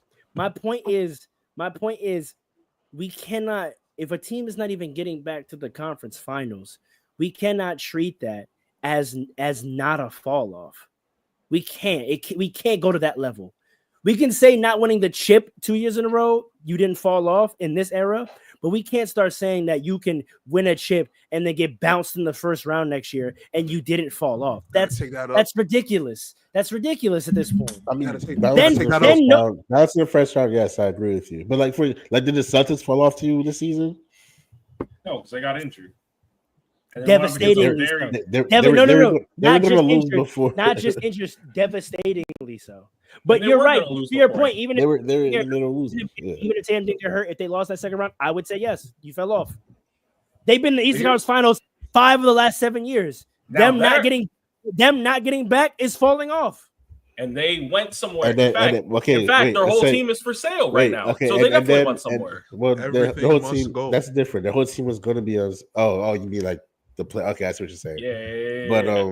But So if And they actually, made they're it back perfect to the exa- Eastern they're a Conference perfect Finals next example. season, they're back on. Like Yeah. let's say the champ We didn't can- get injured, Yeah, but so they yes, fall off and get back on. Like, yes. I think But that's a but delusional way of looking That's at it. no, kind of but crazy to me. they're actually the perfect example of me saying that we're not in an era where we can't use conference finals appearances as a standard, because even in this era of different champions in the East, someone is sticking around. If you want to win the East, this has been the first year in a long time winning the East hasn't gone through Boston. So I actually reject any notion that we're not stopping at the conference finals with this conversation, because even in today's era, there are mainstays in conference finals level. Like the Indiana one. Pacers. No, there's not. The Indiana Pacers did Talk not about go it. anywhere. They're The two-time Indiana conference finals Pacers appearances, right? did So not go this anywhere. idea that we can now reduce sticking around, quote unquote, to just making the playoffs is ridiculous. When we have teams that are making multiple conference finals appearances in a row. If you are not making multiple conference finals appearances in a row, you have gone somewhere. You have fallen off. If you believe in the whole asterisk thing, how can you look at the Indiana I'm not Pacers talking making the about conference? asterisk. That's not But my that goes conversation at all. into it. That goes into it, though. It does. No, just because a team doesn't get, just because I don't hold a championship team up to other championship teams does not mean I'm putting an asterisk on it. That's, I think, the problem is that we're too polar in our evaluations. You're either one of the greatest teams you've ever seen, or your chip doesn't count. That's ridiculous. No, I'm not. No. Okay, but I'm saying if you take into account what a team's path to get there, how are you looking at? I'm not talking about the Indiana path Pacers anymore, being- though. I'm not talking about the path anymore, though. We're talking It about. goes into what I'm saying. So just making the Let 'em conference win, let finals 'em no matter win. what happens. You can't ignore the path. Yeah, like you're just making the conference finals Based no on the matter what, argument just you were leads making on. about the Thunder earlier, you can't ignore the path. I don't see how it connects to what I'm saying now, though. What I'm saying now is that when you're talking about evaluating how good a team really is, the path is one way to evaluate it. We've moved on now to talking about what they do the next season. That's what we're focused on, right? You're saying just making the playoffs validates how good of a team they are. If all they do the next year That's not is just what I'm make. saying. Well, okay, then clarify, because that's what it sounds. That's what it sounds I'm like. saying, what I'm saying is not making it to the conference finals doesn't invalidate it. I think it kind of does. Agree, I think it disagree? kind of does. Good. How can it not? Because you can still because you're looking at it holistically. You're just Tell me what holistically. I'm missing. Tell me what I'm missing. If I am a 60-win team and I lose in the second round because I don't know, this team got like a couple. It's been 7 games and something happened. I don't know. I'm not looking at it as a fall off. If I'm still as good, my roster's the same. Everything like just losing one series. How can you say I have that? a slightly different perspective, but I kind of agree. How can you say that when in today's era, in both conferences, we have seen repeat attendance? Because we're also forgetting that this is the second Timberwolves appearance in the conference finals, right? So if there are teams in each conference that are returning to the conference finals, so we cannot say the parity. We're not seeing completely new conference finals appearances every time. So if that level is still consistency, how can you say not getting back isn't a commentary on how good you are? The real issue is that nobody has taken the crown in the NBA. And everybody wants to say SGA did, but we don't know if he did because we got to see him do it again. And I know you're saying it's a different point, but it is not. Let me finish, right? The issue is this, right? If you win the chip, right, in the previous eras, so usually it was the best player that won the chip, and they won at least twice, right? At least twice in a few years or something like that, right? Usually that was the case. The past 7 years, we had a different champion every year. Right? Yes. Now we're trying to reduce it to conference finals, but the people that we're talking about, most of them didn't even win the chip except for the Celtics. Right? So what are you even doing? Right? If you are falling off, to me, that means you won the chip and then you didn't win again. Right? At least you didn't get to the finals. I say that. Right? That's what I'm saying. No, but you said even conference finals. And what I'm trying to say is this: in this era, this is 7 years, but in this era, winning, if you just win. Wait. What you're Last saying sentence. is harsher. Last sentence. what Last you're saying sentence. is harsher. It is than me. harsher. It is harsher. So But then why are listen, you arguing with me? because I don't agree because I'm saying just because you won one chip doesn't mean that you've arrived. So That's what I'm saying. No, but did you really fall off then? That's really what I'm saying, honestly. Okay, well, That's not what you said, though. Well, it goes to what Alan's point where I said it does kind of invalidate it. That is where I'm at. If you don't even get back to the conference finals last year, bro, you're a champion. I'm not putting an asterisk, but I'm not rating your championship and your team up there. Like the Dallas Mavericks, they got a chip. Cool. I'm not rating the 2011 Mavericks in my top 20 of championship teams. Even though they beat the big three. Yeah, because it was a flash in the pan. You didn't even get back to the conference finals the next year. You could look at it. And sometimes teams get hot and they get good matchups and they go on runs. And this era has shown us that the champion every year just happens to be the team that gets hot and goes on a run. But these teams are not showing that they're consistently great. Or they're the best. See, it's my thing is the way I look at it is the era. It's a critique of the era. I'm not critiquing the team necessarily. Right, because I can't agree with that 2011 chip not being. If you're critiquing the era, you're critiquing the quality of the teams in the era. Yes, but at the same time, it's like we don't have dominant teams. We haven't seen a dominant team in 7 years. That's what this era is. This era is there is no dominant teams. But at the same time, I don't want it to look like, oh, I'm saying we need super teams again. No, the problem is no, we're saying that. We've seen dominant teams. We've seen dominant teams that weren't super teams. In fact, I would say the biggest thing going for the Thunder is that they looked dominant this year and they weren't a super team because dominance used to be fueled by building organically. The Lakers back in the 2000s were built organically. The Spurs back in the 2000s were built organically. The Warriors in the 2010s were built organically. So I would say the biggest indicator of this team potentially being a dynasty is that it's built organically, but they still have to prove it to me because if they get bounced in the first round next year by Steph or they get bounced in the second round next year by Luka, I'm not going to rate them like that. If they lose to KD in the Rockets, I'm not rating it in the conference finals.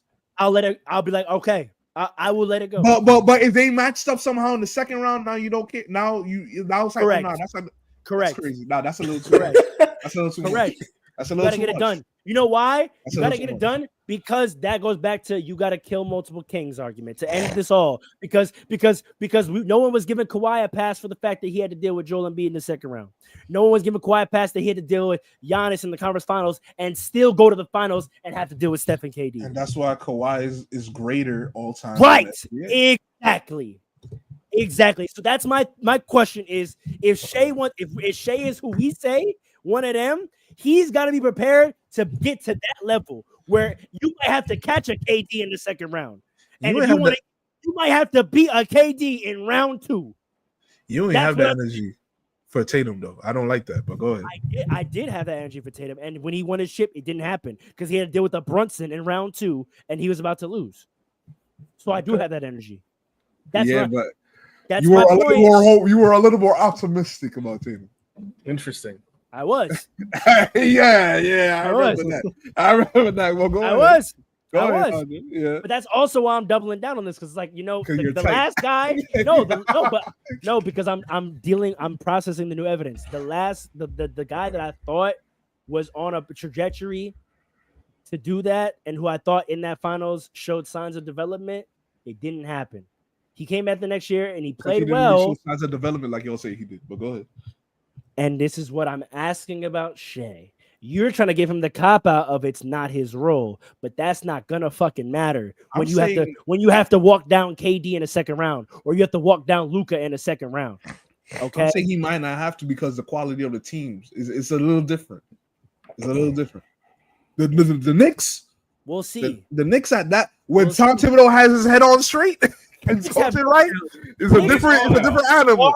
Barring this is Taylor Jenkins in here. Let's get Taylor Jenkins in. This is going to be a super wild card, right? Barring the unfathomable. You're going to say something about the Lakers. No, because I'm talking about the Knicks in the East. Yeah, he's gonna. Barring- Yeah, he's gonna. Barring the unfathomable, I want to say right now, Trying to jinx us. I think this is unfathomable. But I have to acknowledge that it is a potential reality, and it would be a very funny one. Barring the Philadelphia 76ers Or not. somehow miraculously Yo! not only having a very healthy season, but that team clicking, you should walk into the finals. Yeah, 100%. That's the only 100%. reality I can imagine of you not getting to the finals, or Orlando taking a jump and Paolo taking a jump, which you should be afraid of. Desmond Bain is a problem. If Paolo takes a jump, or the Philadelphia 76ers put it Yeah, together, okay. Jalen Suggs needs to take a jump. That's a fact too. if The whole Paolo team takes a needs to jump, get jumping. again, my point. Why those guys some jumpers? They gotta get going. Elevate their role players. If Paolo takes a jump, everyone on that team is going to look better all of a sudden. Jalen Suggs not just gonna get a 3-point shot just because Paolo is better. Yes, he damn will. All right, He better start now. I've We've watched seen it that happen. before. I've watched it happen. It didn't work with Andre Roberson. I'll tell you that. Oh no. It didn't. Y'all remember But his that's because Oh. there was a jump that one of those players did not take. Oh, that's why. Oh my goodness. I've always said that about the Thunder. I always said that the arrested development of Russell Westbrook is why that team never clicked. I've always said that. Boy. Period. Also, speaking of KD and the Rockets, we've known that KD is not the guy who's going to elevate his teammates. So you had two guys that don't make their teammates better. You had two guys that only had a contender because the two of them were literally unstoppable. You know what? Actually, we're doing all this talk. I'm gonna tell you who's gonna make it to the finals next year. Whoever Luka has Doncic. whoever has the will and the bag to go acquire Drew Holiday. Because let me tell you something. So what if the Lakers get Drew Holiday? Oh my goodness. Nah, man, I don't want listen. that. I do not want I've that. seen I it- am saying I've seen it it twice publicly. now. I don't want that to happen. I have But what seen if it does? But Drew what if it does? Holiday. Nah, Drew Holiday's Do you know who first on the year. owner is? Chill out. And now we could let's transition and get to the offseason talk and wrap this up soon. Do you know who the new Laker owner is? Boy. I know He nothing owns about the this Dodgers. He owns the Dodgers. If you know anything about baseball, do you know how they move? No, They The spend it Yankees like for crazy. for the They 2000s. move like the Yankees in the 90s. Money is no object They to don't give a that. damn about that second apron. No. That Yeah. second apron is a piss in the bucket for him. What does this man do? Hold on. Why is he so rich? So That's a good question. What Portland does has let Drew Holiday go before. If we get Drew Holiday and Nick Claxton, Nah, if y'all get Drew Holiday, and Drew a lot of Holiday teams are is such a winner, man. I'm telling you, Such a winner. Like I can't believe the Celtics did this. This is a mistake. correct. Showtime. Showtime. Correct. I mean, you spelled it I don't wrong, but like. that's I don't okay. like. Listen, I want Shea to get all the Showtime. flowers, but when you talk about the West and you talk Showtime? about this league, Otan, when show you talk, yeah, show me Showtime. Otan. Yes. Shea deservedly has the crown now, but when you talk about this league overall and specifically the Western Conference, we're not about to forget Luka Doncic exists. For all the criticism of the weight and the defense we have, Paul, I remember the way you were talking about Luka last year, and I'm not gonna let you just back down from that. Yeah, he proved me wrong. Like how Tatum proved you wrong. Did he, Oh. or did Kyrie not play well at all? Let's really talk about that finals. Did Kyrie not stink it up? Oh, now we blaming because Luka's now a Laker now. Now all of a That's sudden, business. I remember a time where Did I if I not- said did I not- anything did I about not say that Kyrie at the time? Irving, if Did I I not said say that at anything the about time? Kyrie Irving's performance, people would be like, "Oh nah, Not you for can't say me. that." Not for me. Yeah, all right. I wasn't a Kyrie defender in that finals at all. Pull the tape. I sat there every finals game watching, waiting for Kyrie to be Kyrie. I was like, one of these games, is it gonna happen? Is Kyrie gonna go Kyrie mode? It never happened. Regardless, though, Luka was the biggest issue in my opinion. I know why? I actually disagree with that. Luka offensively made up for Kyrie's lack of. Not enough. No, offensively Not he enough. did. Defensively, he canceled That it team, out. That's the Luca problem. carried that team on his back to the finals. But when they got in the finals, remember I broke down their starting five and pointed out how flawed it was. Yes, They had yes. Derrick Jones Jr. starting as their 3 guard in that finals. They were never winning a chip. That was kind of nasty. They were never winning a chip. It was miraculous that they got to the finals, and that was off the strength of Luca. Yeah, but then the Timberwolves should have won that series 1,000%. no. The only reason you say that is because the Mavericks had Luca. Because they didn't. That's the only No, reason. no, you say that because you can't imagine Luca losing to that team. That's the reason. The problem is, I think the jury Again, is same out on thing. Luka. Draft. Again, let's do a draft. You take the starting 5 of the Mavericks and the starting 5 of the Timberwolves that year in a draft. After Luca, you're taking at least 3 Timberwolves before you take another Maverick. Kyrie. He's debatably one of the 3 that you take in the next 3 picks. Because I argue you take Ant next, and then it's an argument: are you going to take Kat or Kyrie third? Yes. Right. So I think the problem is that the difference is what? It's Luka. I think the problem is that I forgot why am I forgetting the Celtics coach's name? He exposed Luka so badly that I think everybody's just gonna do that now from going forward. I think that's and he let the cat out the bag. I think that's what stood out, but I think so. The Celtics could score, yes. When a team can score against you too easily, is that potentially a fatal flaw to losing a series? Yes. That does not erase your inability to score against them in key moments. That's equally an issue. Yes, eventually the team that gets the stop is going to win. And if it's likely that you can't because you have a guy that can get attacked, that's a problem. But again, I keep bringing it up. That was true for a lot of the Steph Warriors team, that a team could try to exploit Steph in the clutch. The problem was you were not going to stop the Warriors. They were going to get a bucket, and likely they were going to get more possessions than you. And that was absolutely not true of the Mavericks. The Mavericks had a terrible time of possession in that series. They did not get up a lot of shots. And when it got to important moments, they could not score. They couldn't score. But at the same they weren't a lot of important moments, though. And you know why? Because they also, in addition to not being runs don't happen because you're getting scored on. That's not the definition of run. The definition of a run is one team is scoring and the other isn't. If both teams are scoring easily, you get a shootout. That's a very different scenario than a run and a blowout. Sounds the like Mavericks were not, no, but you could say that. But if it were a shootout and they were losing, I'd say yes. They're having a shootout, and because they had Luka, they weren't the team to get the stop. But if you have teams going on 20-0 runs, that is not a factor of defense. That is you not being able to score. I hear you. 20-0 means you did not score for 20 possessions. I understand what you're saying, but Luka was so good offensively that he really did overcome a lot. He didn't though. Go look at the box scores. Go look at the final scores. They weren't in a lot of those games. Games, because Luka was getting abused.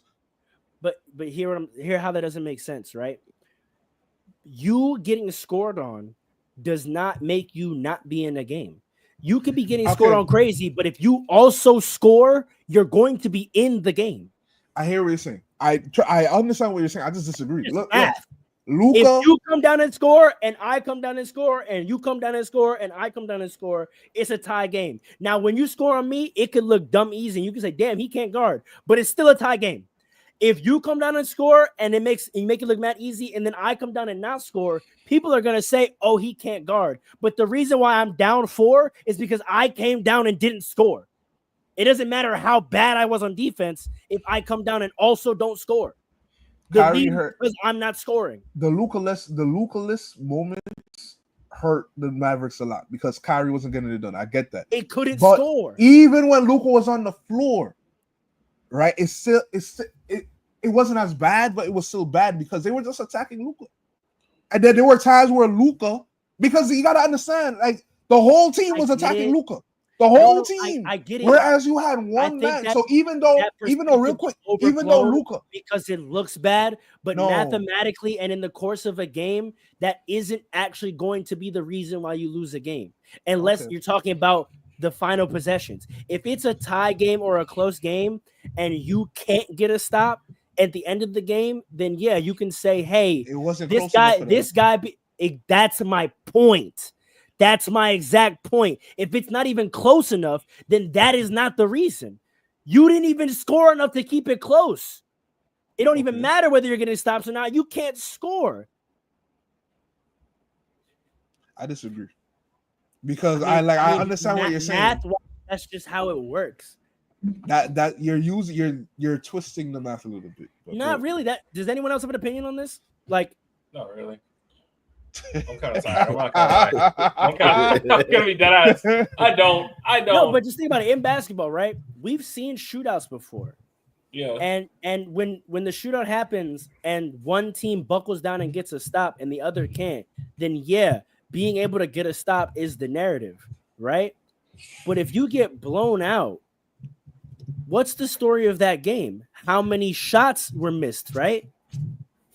If you get blown out and look at yeah, but if you get blown out, when you look at the team that lost his box score, what are you gonna see? Terrible shooting percentage. The Celtics went on them big runs those quick runs when Luka was out the game. When Luka was in the game, they would slowly just grow the lead because Luka would score some. They'll go back and forth, but then Luka will miss one. But then the Celtics will make one every time. And that's kind of more to my point, right? If even when you do keep it close, your offense is totally predicated on Luka getting a bucket. That means you're not good. That means you're not good. Yeah, that means you're not good. But but if he's that good that he can actually. But my point is, even if he wasn't a cone, they would lose the game. I don't know because let's say the Celtics weren't able to get a bucket in a clutch easy. The way Tatum was shooting, I don't know about that. Let me finish. Let's say even if he wasn't a cone and the Celtics had to work hard to get a bucket, if you can't get a bucket, eventually a team as good as the Celtics, even if they have to work hard, they're going to get a bucket, and you are not. So even if you take away him being a cone, you don't even have to make him a stopper. Let's just take away him being a cone. We're not going to act like the Celtics weren't going to score, but we can see that the Mavericks literally were not, because they literally did not. So Tatum was shooting horrible. That's one guy. Everyone else was lights out. Everyone else was lights out. Everybody else was lights out when they were attacking Luka.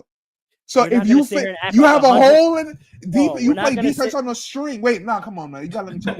You play defense on a string. If you shore up a hole in that string, it makes an impact everywhere else. I'm sorry.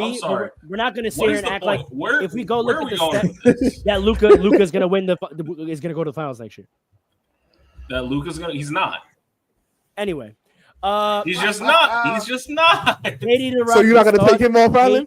Yeah, right. You said what? You're not gonna take him off the screen, because he talking about the Lakers. No, you're right. Because you're approaching next level. And you see how I'm transitioning, and I take the heat, and I'm not trying to defend myself. You see that, bro? Right. Next time I do gotta take you off, though. You're right. The professional keeps everybody intact. He is engaging with me. No one said a word. I've been saying multiple words. What the hell are y'all talking about? KD to the Rockets. Thoughts? I'll tell you this. I don't give a damn. I really don't care, and I have a hot take, but I'll go last. Well, I'll say this. I don't know if it makes it. I don't know if I'm super scared like the Rockets, so to speak. But like to me, the whole situation is weird because I don't know how y'all feel about KD personally, but it's just weird to see him, the end of his career, move like this. Like he should not be very Shaq-like. Very Shaq-like. He should not be. We should not be viewing KD like this. You know what I mean? Like he, as nice as KD is, to see Man's just getting passed Like, around the league. I he's can't getting believe passed this. around. It's not just getting passed around. It's also like teams. He was getting denied by a couple of teams too. You know what I mean? Like The Miami, Knicks, we didn't want him. We didn't want him. The Knicks didn't want him. Doesn't move the needle. Exactly, and that's crazy to think about Kevin Durant like that. But it's also like partly like self-inflicted. It's kind of for his talent level. I'm saying for his talent level, it's kind of crazy to see how his talent level with lack of leadership. He's not a lead on defense. He just comes to locker rooms and he tanks them. And they do good the first year. Are you ready for this? They do worse the second year. The third year, they're completely. Hold on. No, we're not. No, you're not. No. I'm going after too. Because if you got something crazy to say, we'll save it for last. This is the most we're ever ever agreed in life. I'm not done. I don't know. He does okay the first year. It gets worse the second year. It's completely dysfunctional the third year, and then they got to blow it up in the fourth. This is the KD pattern. Listen. Yes, that's correct. The more I see him, it's so egregious to me how many superstar teammates he's had in his career that he can't win with. And Russell Westbrook gets all this hate for forcing bad teams into the playoffs. I'm just gonna leave it at that. I'm not gonna say Russell Westbrook is not nutso with his shot selection and the decisions he makes, but we need to start having equal smoke for KD because he's only ever won with the greatest shooter that God ever made. You can take the two greatest shooters that if you want to really talk about. If you really want to talk about it, the two greatest shooters that God ever made. That's who you need to go win 2 chips. Paul, go ahead and tell me how LeBron's the Rockets bodyguard. are going to be so good so I can get this take off. Yeah, man. Listen. KD is one of the greatest scorers ever. Scorers, good. And he still is. Scorers, that's good. all. And that's all he is. Correct. And that is okay. Because I think the issue that y'all have is y'all don't really rate the Rockets as highly as you should. I can't believe Paul is becoming a KD defender. The Rockets were the second seed. This is all for the sake of a take. He's hated KD for 7 years. But why? But why though? All right then. He is the great. He's one of the greatest, if not the greatest scorer ever. Right. The Rockets' problem was Jalen Green, and I told you that, Farrell, that Jalen Green was the issue. This development that you were trying to like bolster up. Mm-hmm. That belongs to Amen Thompson and not Jalen Green. Jalen Green is on a team where he needs to be on. And KD is on the team that he needs to be on, right? Where he could just score, and that's it. Any smoke that y'all have for KD, you should have known that he is who he is when he decided to go to the Warriors. I can't believe that's not a move that an all-time great player makes. Point blank. You ready? In any scenario, the Rockets, their only problem was scoring. They fixed it completely. A man has more room to grow. Dylan Brooks, you don't want to lose Dylan Brooks, but it is what it is. They're a problem, they're a threat, and they will challenge the Thunder and the Lakers next year. And I see the Timberwolves regressing. You see them regressing. You ready for this take? You ready for this take? Yeah, Watch this. Ready? Let me get my soundboard ready. I'm about to go on a hot take rundown this pod. This is my first one. NBA fans, Kevin Durant has ruined the NBA. But it's not for the reasons you all were saying in 2016. Because he's done it these past 8 years since he's left the Warriors. People think he ruined the NBA by going to the Warriors and eliminating competition. He did it by not staying. No, it's not that he hasn't stayed. Ready for this? Kevin Durant has ruined the NBA because Kevin Durant, since leaving the Warriors, has gone on a generational run of going around the league and destroying young developing cores. That's correct, actually. That's actually correct. He has gone around the league to both conferences and absolutely obliterated Slim Reaper. cores. And that's why there's such parity in the team. Because what the Thunder have done, he has stopped now 3 franchises from being able to do. He went to Brooklyn because they had a nice young core who made a playoff appearance, who could have stuck together and grown into something. What's happened to them now? Jared Allen in Cleveland, D'Lo, laughing stock of the league, Joe Harris out of the league, Spencer Dinwiddie, a journeyman.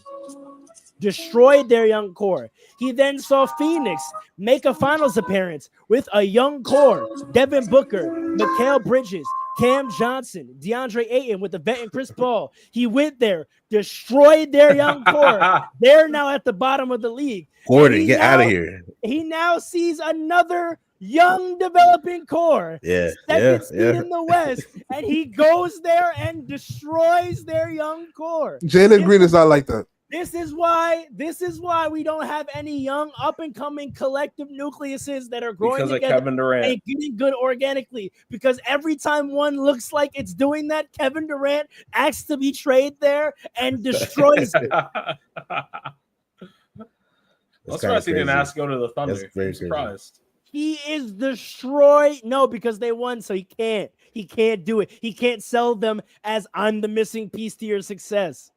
Right. You should be glad he never went to the Knicks. He would have destroyed your core. I am glad. I agree. I'm 100% glad. I agree. Thank God. I noticed that a long time ago. From Indiana.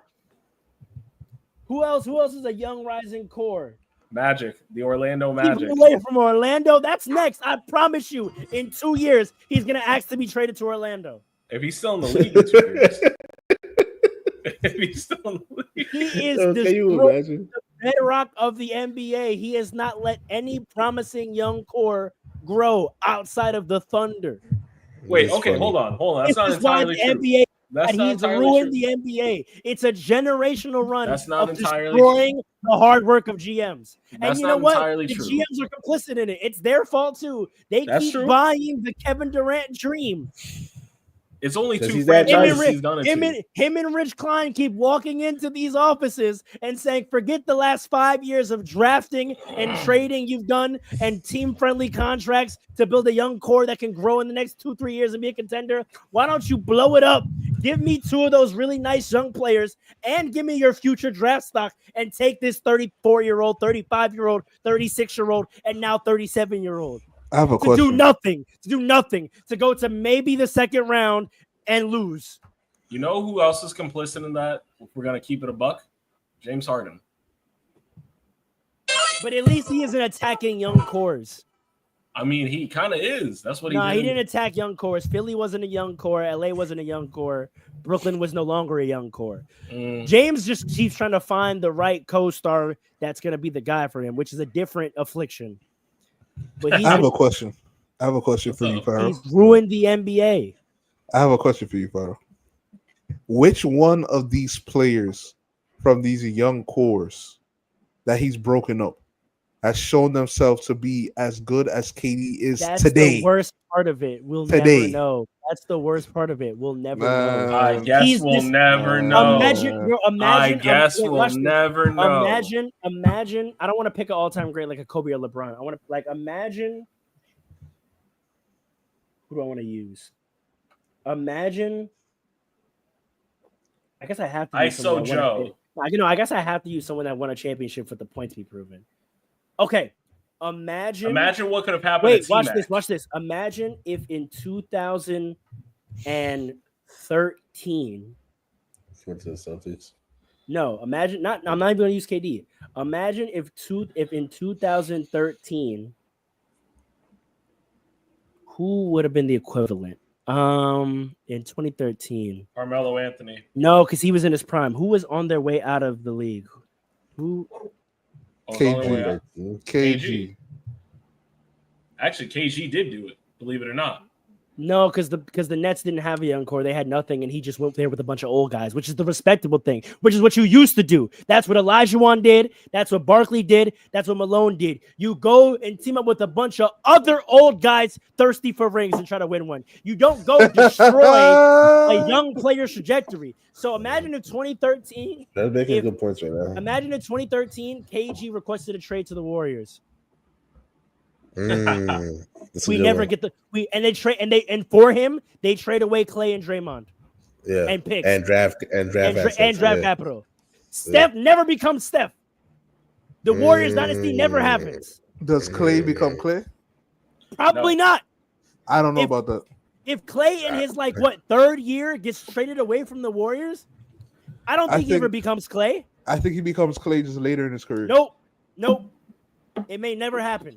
I think never happen. Clay is like that, man. I don't. I think. But we're not gonna act like Yeah, where but you like get drafted roles and how you come up doesn't contribute to your trajectory. To your trajectory. It alters it, but I personally believe. I think if Rudy Gay was drafted in Boston, Rudy Gay would have been a 10-time All-Star and possibly a 2-time champion. No way. 100. It's hard to think of that man. because you only saw what he ever became. Yeah, but no. Vince Carter, better example. If Vince Carter ever played in a large market early in his career, we'd be talking about him different. Superstar. That's very true. Superstar. This card would have been out of here. He's right about that. What?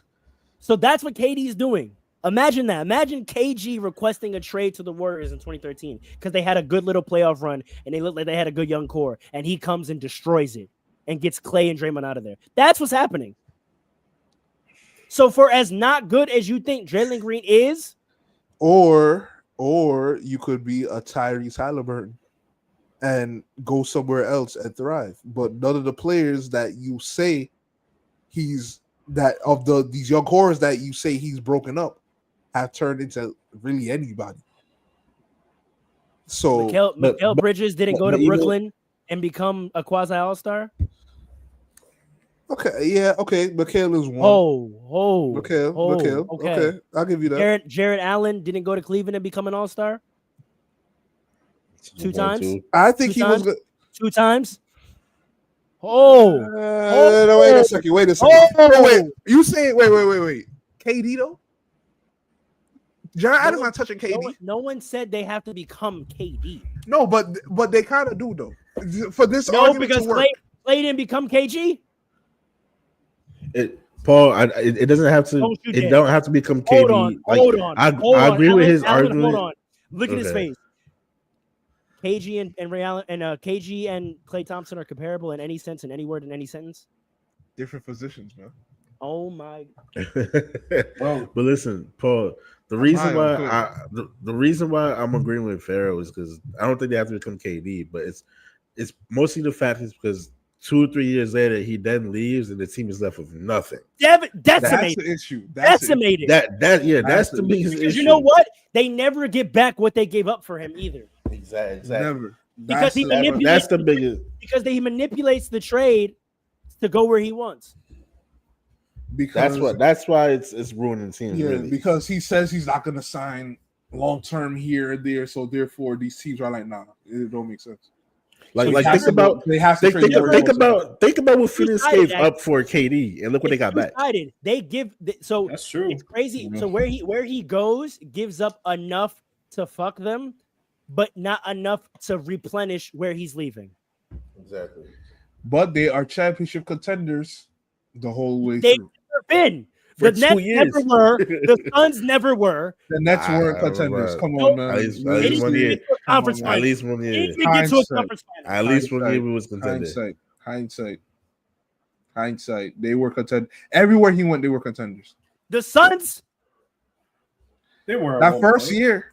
They were at one point. That first year he was there, were they not? No. Yeah, no, they were. They were doing good. They were doing This is going back. I think you're a little too strict about what you're. Yeah.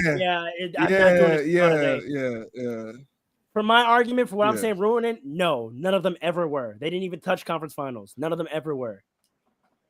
They had their. That's they my had- take. Listen, I'll That's say my take. this. I'll say this. that's my Outside take. I'm of not the gonna Suns, argue it. every team. That's my take. Okay, let me say outside of the Suns, every team you went to had a better chance of winning the chip with him than without him. But they didn't. So what did they get for it? Other than terrible debt and a terrible. Hindsight. Again, like you're not wrong in that. I'll give you that. But Okay, if you want to give the teams a pass because maybe it made sense, sure. I'm still laying most of the blame at KD. I think the Nets were the ones that. You know wanted why? them. Because, and again, not to, I hate that. Actually, I don't even hate it. This is the main difference between him and LeBron. Forget about the treatment of their own legacy. Care for the league. As an elder statesman of the league, it's the way Alan says we shouldn't be looking at KD like this. KD shouldn't have done this to the league. Correct. Mm. Correct. He shouldn't have done. He shouldn't be what should doing he do, this to the league. So what should he do? Retire? Say it. Grind. Grind at 37. Yes. Ain't What no is LeBron grinding doing? happening at What is 37. LeBron doing? What is LeBron doing? Kobe He's did not it. grinding. LeBron did Stop! it. Don't do that. Don't do that. Don't do. Come on. Get this late. No, stop it. You got Luka.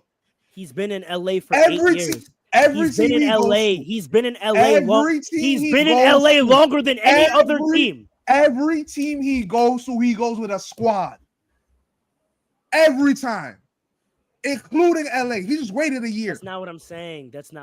No, but that's not. That's grinding. I'm not talking about the acquisition of talent. I'm not talking about the acquisition of talent. Sure, grinding can be seen as growing and developing. What I'm talking about is staking your claim and saying, this is my kingdom and I'm going to get it done here. Now, how you go about getting it done, we can debate all day, whether that's grinding it out or getting talent.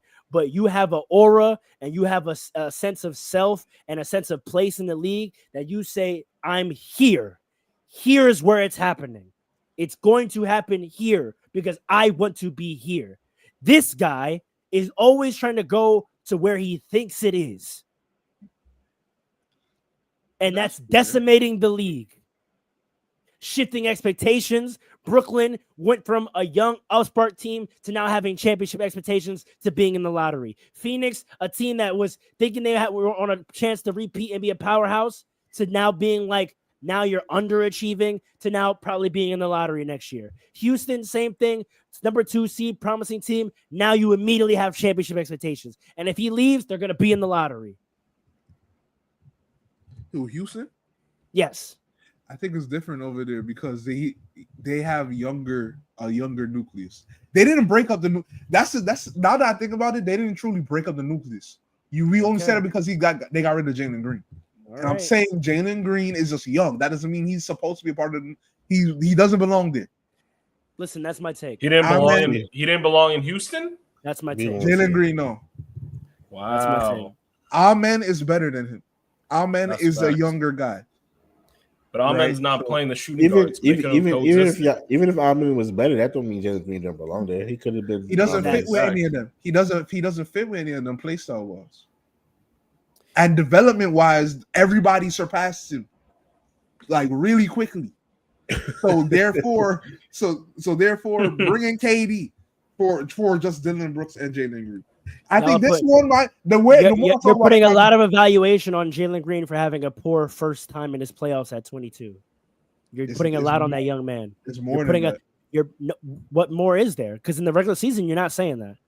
I would say what Gordon's saying is true. I feel like You're not. KD, You weren't saying for a single day until April or May that M.N. Thompson was better than Jalen Green. The reason I didn't Not say a it is day, because not a day. nobody cared enough for me to talk about it. But I saw Fred VanVleet doing a lot of the things that Jalen Green should have been doing throughout the You know regular how I season. know you're lying? Remember, You know I how I know still you're- owe you 100 push-ups because I watched the Rockets. Paul. I watched the Rockets. Well, it's so apropos that in the last season of the last episode of the season, I'm gonna catch you in another lie. I just posted a 30-minute video. Go check out our YouTube on me, Andre, and Paul breaking down Game 2 of Eastern Conference Finals, and I in real time caught Paul in 3 lies, and I'm gonna do it again today. You know how I know you're lying? Fred VanVleet was hurt for most of this season, and you know how I know that because I had him on my fantasy team. So stop it. Most of the season when Fred VanVleet came back, he took control of the offense like he did in the playoffs. What I'm saying is no one could reasonably have any argument that Amen was better than Jalen Green during the regular season. No. But At all. Jalen, So you're right, making I that agree with that, brash but evaluation off the fact that at 22 he had a poor playoff debut. That's a lie. If you're That's talking a about, lie. If you're talking about the comparison between the two, you have a point. But if you're talking about Jalen Green as Jalen Green, nah, he's been that. He's been that since last year. He's been that. No, my only point is the comparison. Well, as far as the comparison goes, That's all I'm saying. Okay, well, Ahmed Thompson showed up and improved rapidly at the highest leverage moments. He had a good series because he had a good matchup. That's not no.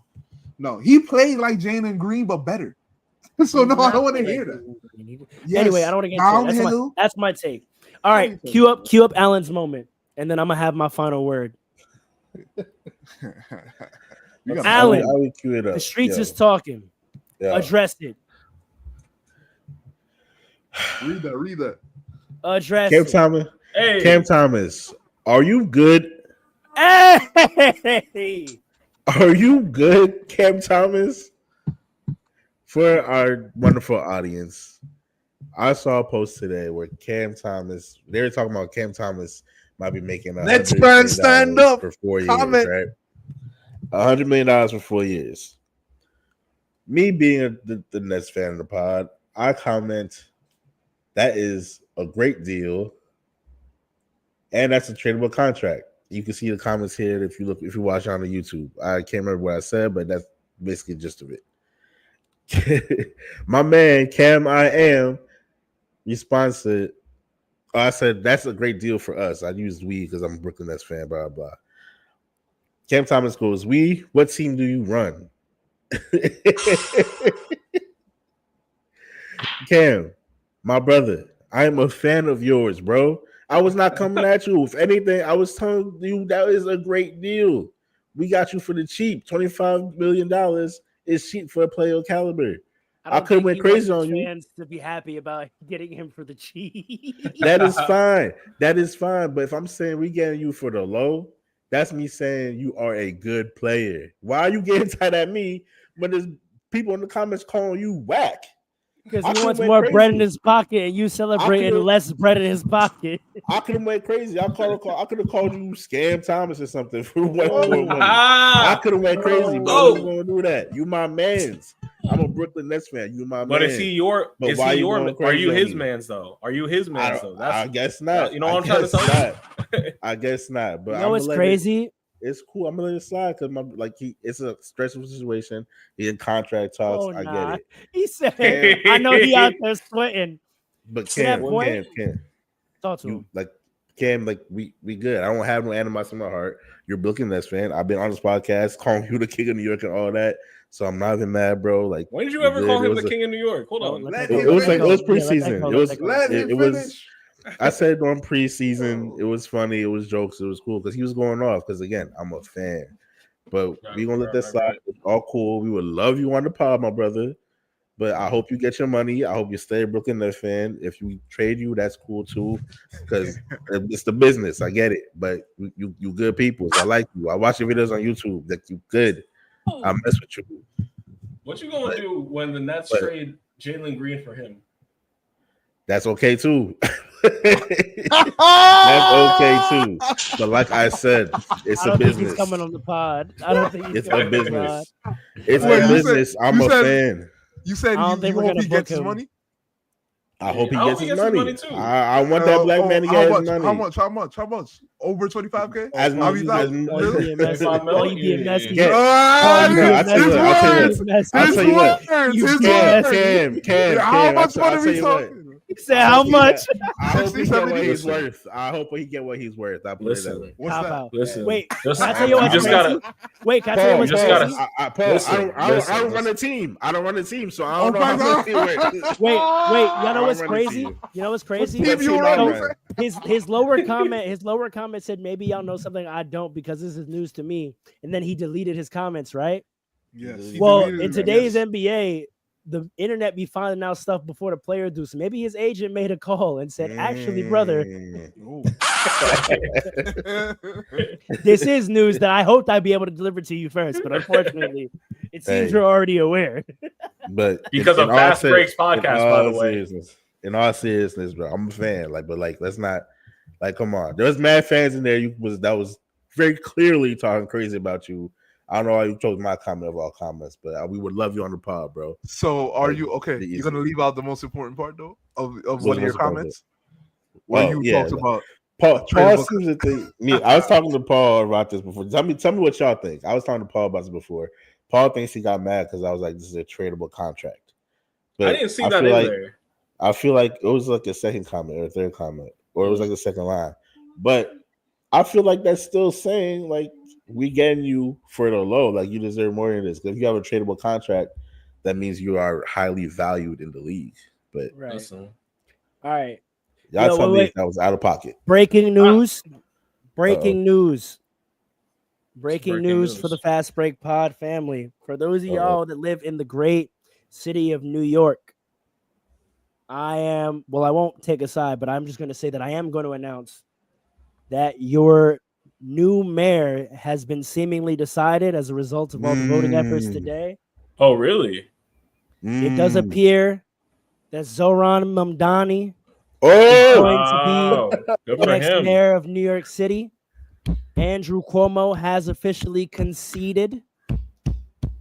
Breaking news on the Fast Breaks Pod: Zoran Mamdani appears to be headed for the mayoral seat, or at least the mayoral Democratic candidate. Let me not jump ahead. Right. But we know how New York. Yeah. Big facts. It's the city. It's the city. So that is your breaking news for any of you that were watching this pod and didn't think you can get some current news, breaking news, journalism. Multifaceted. Let me get some buttons, Paul. Breaking news. You're disconnected from your audio, brother. Hey, my dad just told me, man. All right, it's time. Paul, real quick, before you load it up, let me say this. Wait, can I say something with some future news? Sure. With some great future news, because New York seems to be having a very bright future, or seemingly so. I just want all y'all to keep that in mind, because in 365 days, New York fans, we will be celebrating. We will be celebrating. Take him off. Oh Take him my off. god! Oh my god! Take him off. You had us. You had it, man. You had me. We've done a lot of talk. No, hold on. Clear out. We've done a lot of talking today about legacies and roads and comparison of players. We've even done a little bit of talking about, what if you put this player in this situation? What if you put this player in this situation? And I had a very hot take about KD having ruined the NBA. There's a lot of conversation in the NBA media space about basketball ethos and philosophy, a lot of revisionist history, and a lot of attempts to shift the narrative and how we evaluate and address players. One of these conversations has been about ring culture and opportunity and skill. I have something I want to say, but before that, I want to address a point. Because I know I'm Mr. Laker on here, and so obviously I rock with LeBron. I've said this before. Those of you out there that knew me when I was young, I was the biggest LeBron hater from the years 2007 until 2016. 2016 is when LeBron won me over because I became a fan of LeBron bigger than basketball. Everything that man represented off the court, the whole movement behind him, the whole story, the family, I wanted to be on the right side of history supporting that outside of the context of basketball evaluation and just give him his flowers. As he comes to the end of his career, I am beginning to feel like he is taking advantage of that love and trying to impugn it into how we evaluate him as a basketball player. I've been saying this for James, years. the man, and LeBron James, the athlete, the legacy that he's built on that, he is trying to impose that onto how we look back at his career. With his media presence and his podcast, particularly this year, this goes back to me and Paul's big argument about his beef with Stephen A. The biggest reason why I was mad at Stephen A in that is because I can't believe he let LeBron James off the hook by stepping out of pocket because we had him. But everything Stephen A has been complaining about LeBron It's starting to come to fruition. Oh, Everything that I disliked about LeBron and his basketball ethos when I was a child, I see him in his now position as he's about to transition.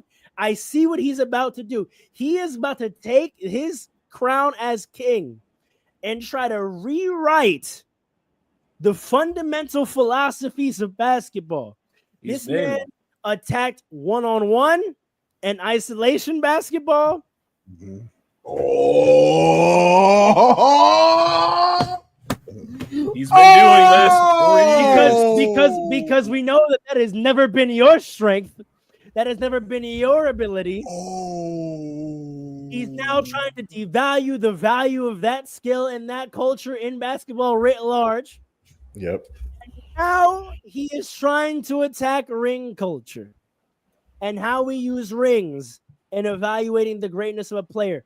I think we have to remember, and I said this back in the day, there is a difference between talking about best and there's a difference between talking about greatest. sound like Nomad. Skill. Yes. Shout out to Nomad.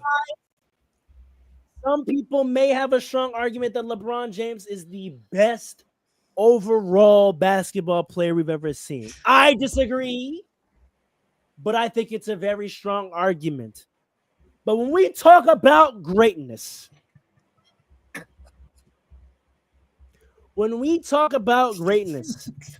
we have to acknowledge opportunity, advantage versus disadvantage, opposition, pressure, expectations, consistency, and rising to the moment. There is a player in NBA history who represents all those things, and most importantly, represents the basketball ethos that I grew up with, that I acknowledge, in that winning is the most important thing. Not stats, not accolades, not personal achievement, winning. And that is what's hilarious about the anti-ring culture talk, is that they keep trying to say that greatness should not be evaluated by individual. It's a team sport. You're right. It's a team sport, which means what? Everyone who plays the sport should have team goals as their number one priority, because it is a team sport. You keep saying I shouldn't be evaluated by team success when you're evaluating me as an individual because it's a team sport. But you play that sport, which means you should be evaluating yourself by your success with your team because you chose to play a team sport. If you choose to play a team sport, your number one goal should be team success, which means winning. And there was one player in NBA history challenged by maybe only one other player who he called his big brother and who that man called his little brother, who prioritized nothing more than winning, who prioritized nothing more than team success, even though arguably outside of counting and accumulation, if we talk about era and impact, he probably was the greatest individual we've ever seen. If we talk about comparison to his peers at the time, there may have been, outside of Michael Jordan, no one who put more of a distance between himself and the second best player in the league than this gentleman. And yet he didn't care about any of that. He knew he would be evaluated by his rings, and he evaluated himself by his rings. When you ask him about his career, all he ever talked about was 04 and 08.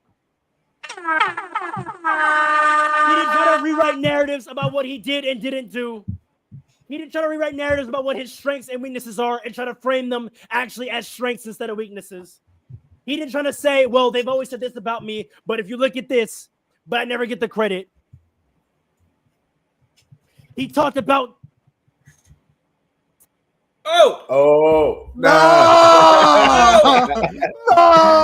Clutch. This was Clutch. Clutch Sports did this.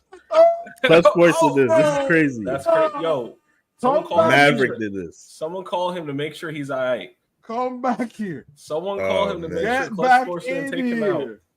That's crazy. For our listeners, Farrell just got disconnected in the middle of his great rant, and I know he's gonna be tight about it. Now But- get back in here. LeBron pulled up to his crib. That's what happened. LeBron pulled up. They to can't himself. stop me. They cannot stop this truth. They can shut down my main camera. They can shut down my main mic. The truth is going to set the basketball world free. Rich Paul. Yo. Obviously, I am talking about. And you know what? This was for the best because now Yo, the watch out. camera LeBron's in angle, the corner. the camera angle could show the man that I'm talking about. Yo, who's that? Who's that coming up the back? Is that Braun? Andre, stop ruining the moment, man. We want to talk about being a competitor. Being a competitor is more than winning your individual matchup. Being a competitor is beating your opponent. Yes. And that's why this stuff is so nefarious.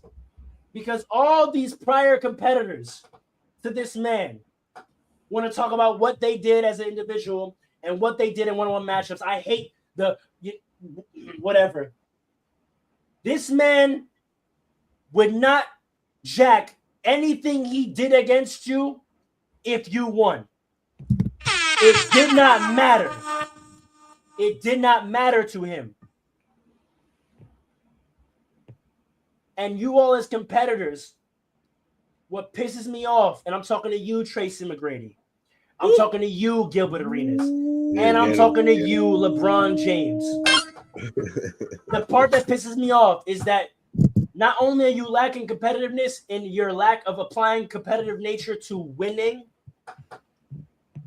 you talking like this today in 2025 shows me how much not a competitor you are. You know why? Paul. Hey, the clip. Kobe Bryant is not this and not that. You didn't have that energy when he was here. You didn't have it. Where was that energy when he was alive? Where was it? And stop bringing this man who passed Wheel to it. extend your narrative. Wheel it. Say it again, Rashad. Say it again, Rashad. Say it again, Rashad. It's not this and not Say it that. You again. didn't have that energy when he was here. Where was that energy when he was alive? And stop bringing this man who passed to extend your narrative. Run it back one more time. I don't think they heard us in the back. Why would Kobe be in the I conversation don't for you think to? they heard us in the back. You didn't hear this in the back. Because all y'all talking real big today on your mics and your podcast. But I saw you sat next to this man in interviews in 09. I saw you sit next to this man in interviews in 2018. And you know what I saw? Not this and not that. You didn't have that energy when he was here. Where was that energy when he was alive?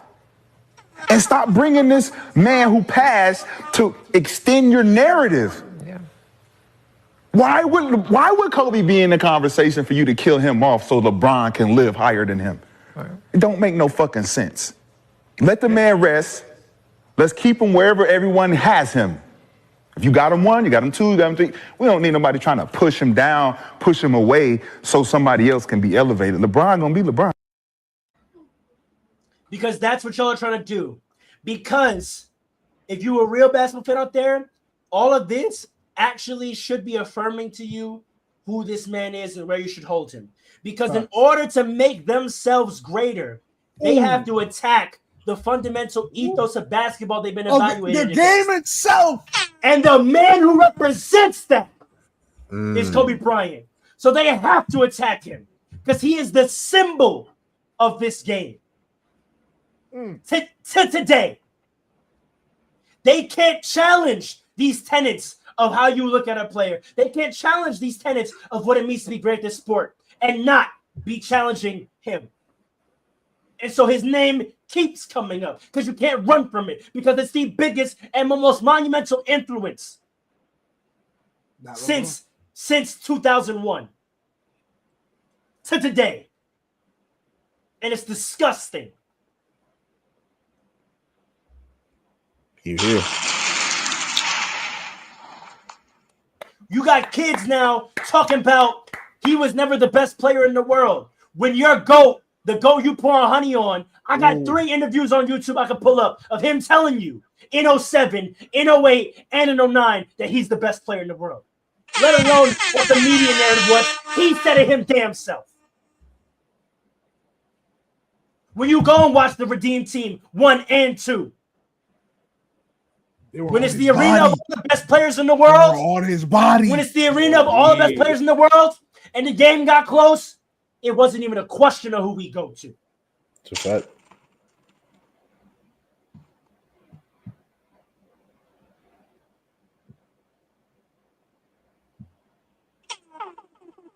You niggas make me sick. You know what? His shoes are better than yours. Oh, no. His logo is better than yours. His game was prettier than y'all's. That's a fact. He's more iconic. The fact. His slogans are catchier. His commercials were better. And the game ain't been complete since he's been gone. Commercials better. You ain't lie yet. And you know, when he passed, God rest his soul, I told me I wasn't going to be a person that contributed to gassing him more than deserved because he passed, because that's what I was afraid of. Right. That he'll be overgassed, Right. which would lead to resentment. Yeah. And confusion. That people will be like, oh, that can't be true. Y'all just saying that because he died. And what the sadder thing is in fact, it's the opposite. Yep, we said it before here. It's the opposite happening. It's the opposite. Crazy. Without him being present, and it's not even because I think he would challenge it, because he didn't care about what none of y'all said. He never did. Right. He didn't rate none of y'all's opinions. That's also what's crazy, is a lot of y'all wouldn't even be on these platforms if he was here, because he would be there. Let's really talk about it. Man. Let's really talk about it. What was that ESPN segment? Detail. Detail. That would have been the number one sports podcast in the world.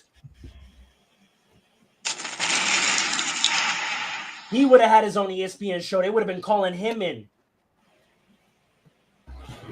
This is hilarious. Now that he's gone, all y'all get to give y'all opinions. Y'all the next best minds we could go to. The next best. And y'all take that opportunity to put smut on his name. That's crazy.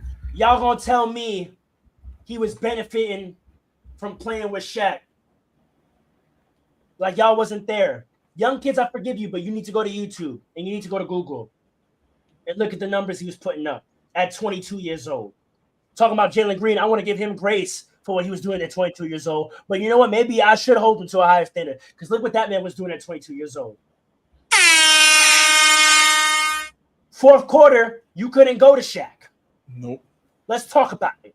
Yeah, that man averaged 38. All 38 points were in the first 3 quarters of the game in the playoffs. You know who was scoring 15 points in the fourth quarter to seal games at 22? And I'm talking about the first run. I'm not even talking about 02 when he got there. I'm talking about the first run. Taking the Spurs out. Taking the Kings out.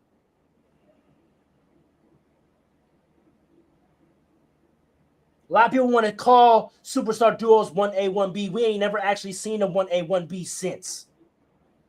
We ain't never seen a superstar duo where there was legitimate debates about who was better. Y'all want to tell me y'all wasn't sure who was better between Kobe and Tracy? We weren't sure who the team belonged to.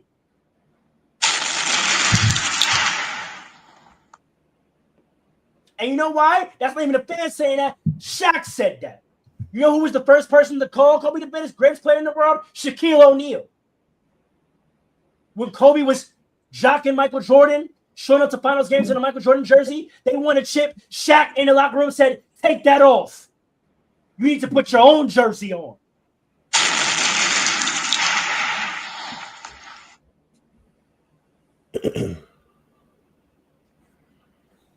You know. Stop it. Stop it. You lucky Vanessa keeps it cute. You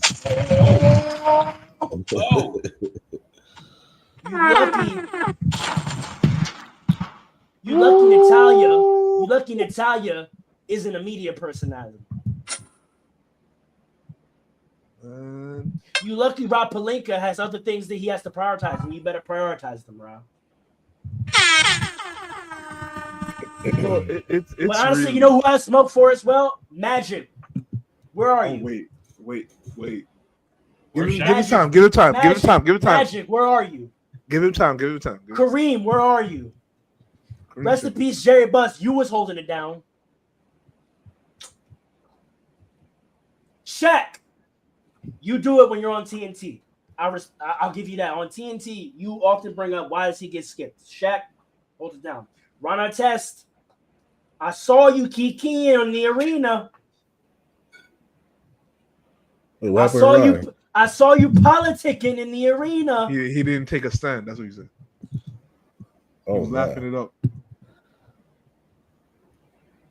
Lamar Odom, I give you a pass. Lamar Odom, I give you a pass. We know why. Go ahead. Even though he partially saved your life, but that's a story for another day. Don't worry about that. Who else? Those are the main ones.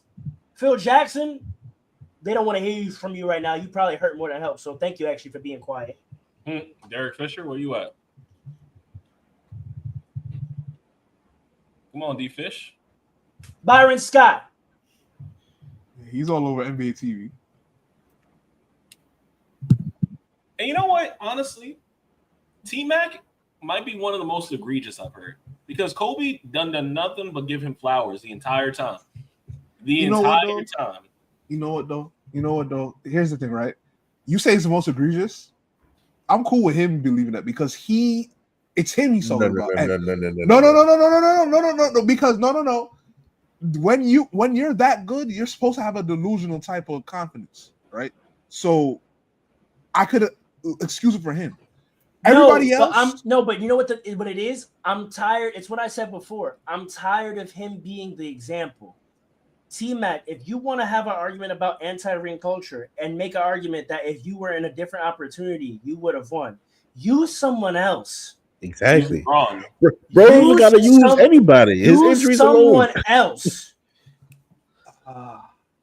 That's what I'm talking about. It's subliminally happening here. They keep using him as the example for these conversations because he is the symbol. You know what? Yeah, they want to attack. They want to attack these tenets of ethos, of basketball ethos, and he is the embodiment of it. That's nasty. But I'm not gonna accuse Tracy of that though, because Tracy did say he would win the chips if he was in the position. You understand what I'm saying? Use a different example. It's hard. Use a different example. I know why you there say have that, been but it's when Tracy McGrady was drafted in 1999 and retired in 2015. No, not even that. I think it was like 2014 or something. 13. So he played for 17 years. Yeah. There were 17 chips that were won while you played that you could have used. Come on, man. By guards? Man. By guards? No, not by guards. Not by guards. By guards? No. Yes. What do you think there was a starting shooting guard on every team that won a championship. But we talk about. You didn't see. You see. This is where you didn't see. Hold on. 7 of those teams. You're on mute. Stop. At least, actually, let me count. There's 5 Laker championships that have Kobe on it. There's two Miami championships that have D Wade on them. So that's 7 right there. That's 7 right there. Don't forget the Spurs with Manu on them. You're on mute. Don't forget the Spurs that have Manu on them. So we're up to 10. You didn't say Manu Ginobili. You didn't say Dwayne Wade. You didn't say Rip Hamilton. Yup. Because he believes he's you didn't say Ray Allen. I think he believes that the only person that's as good as him or better is Kobe. It's almost like a sign of respect from him. No, everybody else. No, you know why I'm not jacking that? Because Kobe isn't the only person we put in front of him. So if he's mad about where we put him because he didn't win, you got a lot of other players in front of you. Shooting guards? No. Yes. I got Jordan. Name your top 5 shooting guards right now. Yeah, you could have said D Wade. Name your top 5 shooting guards right now. Matter of fact, you can say Jordan, Kobe, AI. Unless you're gonna call him a point. Yes. Unless you're gonna call him a point. Never was a point guard. He's not a point. He's not a point. He's a shooting guard that they forced Jordan, Kobe, Wade, AI, Harden, who doesn't even have one. So you're not addressing that, huh? Yeah, honestly, he's the better. We got people in front of you that don't have a ring. So why you go? Mr. McGrady. Yeah. If we're gonna be, I got Ray Allen in front of him. I was gonna I say do. Ray Oh, Allen damn. next. I do. Me too. It would I be don't- I really don't know. funny if I he don't comes know. You know out who and else says is he's in talking front of about him? D-League. Clay. Clay's in front of him. For Now sure. you're wilding. Now you're No, wilding. I'm not. No, I'm Now not. you're- If you said Ray Allen, you said Ray Allen. though. Come on, man. Ray I Allen got is Clay. way better than- I got Clay Ray Allen is over way Ray better than- Allen. Clay over Ray. Oh I- no, he's right. no. Yeah, Clay's You're not only the thinking same. of Boston. You're only thinking of Boston. Yeah, only you're not Boston. thinking You're of wilding Clay out. Allen. Clay You're had wilding out. 37 in the You're quarter. I'm You're thinking about the You're second wilding. greatest You're shooter. wilding. Stop You're the wilding. Clay. We're gonna have a conversation about Clay. Clay has never Clay- averaged 25 Clay- points a game in his life. Clay could have never been needed to. great. Clay could have been greater. It didn't than happen. the Now you stats sound like show. him. Now you sound like T-Mac. I'm sorry, that wasn't your No, but story. okay. No, but like I said, I'm not mad at T-Mac. Everybody, Gilbert Arenas is somebody who I look at the most because he's doing what you said that we shouldn't do, which is break down and demolish the tenets of the game in order to make himself look greater. That's what I don't like. I think T-Mac literally believes He's he not would the only have one won doing it. Don't duck it. Who's really doing that? Who has a whole platform dedicated to doing it right now? LeBron James. I said Stephen creating the narrative. Y'all were on Stephen A. talking about how Because he y'all messed need up. to do better. Because he messed up. Specifically Because he about messed up. one thing. I Yeah. 100% agree. LeBron manipulates narratives. He's done that his whole career. The Stephen A. thing was specifically about one thing, but I agree with what And that's why And I was I mad at him said. because he was said. right on everything until he was wrong. And I Right. think that what LeBron is doing is worse than anything Stephen A. did. Yeah, for sure. That's not even That's a hot why take. I was so heavy on like, look, you could yes, I agree with what you said about Stephen A. Yeah, you making good points, but let's not act like what LeBron is doing isn't crazy. No, it is. Because here's the reality of it. The only I seriously mean this, and Pharaoh said it before, or he was alluding to it, and I'm gonna say it directly.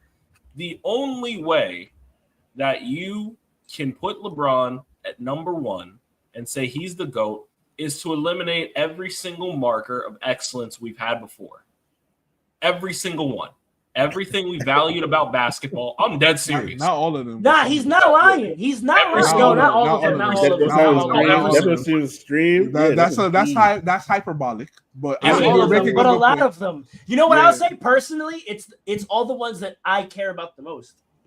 It's the ones that winners care about the most. It's all the ones that I care about the most, which is why I hated him as a kid. Because I was like, you have none of the things that I feel are the most important. Correct. You're great and you have a lot of things. Correct. All the And areas that quiet I is kept. most care about, you lack. And quiet is kept. Quiet is kept. And I said this before in the middle of your rant. I don't know if y'all heard me. Since the moment Kobe's been gone, the game ain't been the same. Because now they have no real voices to lead this culture. So what's LeBron and the Mind the Game podcast? Leading them astray. LeBron, he's Oh, a man. false narrator. A false prophet, if you will. A false prophet. That's crazy. Wait, yo, all right. False prophet. So I have my five, right? I got Jordan, Kobe, AI, Allen, and Harden, right? I might throw Clyde Drexler in there. There you go. Yeah. I already said Ray Allen. I already said Ray Allen, right? I already said Ray Allen. You don't got I Clay in think- this mix? Vince, Hold on, I have mad players before I get that. I got Reggie Miller has to have a conversation in this conversation. Yes. George Gervin has to have a part of Yes. this conversation. Yes, man. he was a Yes. shooting guard. Yes, Yep. he was. Okay. Only after PBA's those nine finest. players, do I think Tracy McGrady maybe rounds out as number 10. That's wow. Dr. J, or you're not counting the Small AD? forward. He's small That's forward. That's a good point. But yeah, he's a small forward, I would say. Is he? He's 6'6". I guess. Position, not height. Because Tracy McGrady's 6'9", so but we're calling him a 2. I never really considered him a 2, if I'm being honest. Nah, he's a 2. He's a 2. I consider him just a lanky 3. I think the problem is exactly what you're saying. Although you were hyperbolic, Jerry, but you were right. Like or you have to erase winning from the scenario, and this is why KD going to the Warriors was so bad. Listen, Because Who's to say if LeBron didn't win chips in that era, right? Didn't beat the Warriors, that maybe he could have some legs to stand on. Maybe he would have retired already. Probably, Who? but he's chasing Kobe's Who? ghost.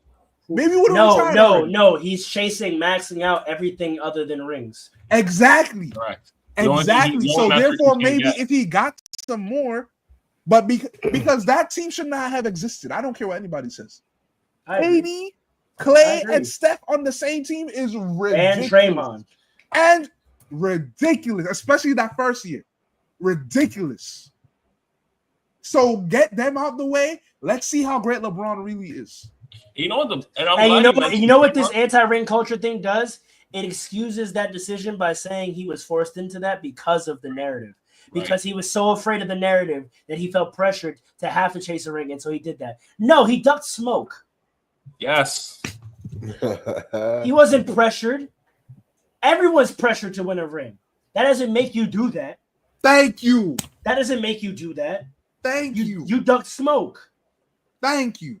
Kobe would never have gone and played for the Pistons. Never. Kobe would never have gone and played for the Celtics. You know, although talking about Gilbert Arenas, for the Sixers, gone and played for the Pacers, gone and played for the Nets. What? Gilbert Arenas did talk about the Cavs or the Timberwolves. Gilbert Arenas, when he tries to make this argument against what you're saying, he talks about how Kobe almost went to the Bulls.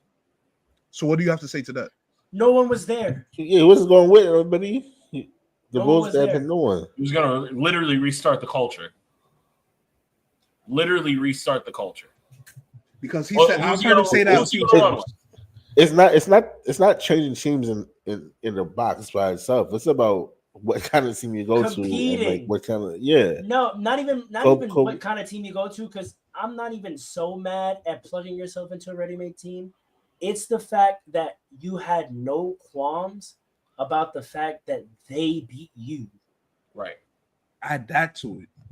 They beat you because you could argue that him at that time having gone to join them. You could argue that him at that time having gone to Chicago would have been creating a pretty crazy super team. You could argue that at that time him going to the Clippers, he should have went to the Clippers. I say that all the time. Would have still been a pretty crazy super team, right? He should have went to the Clippers. They had no culture, no history, really. But that's what I'm saying. Like that part, him going to a stacked team, I'm not even that mad about that.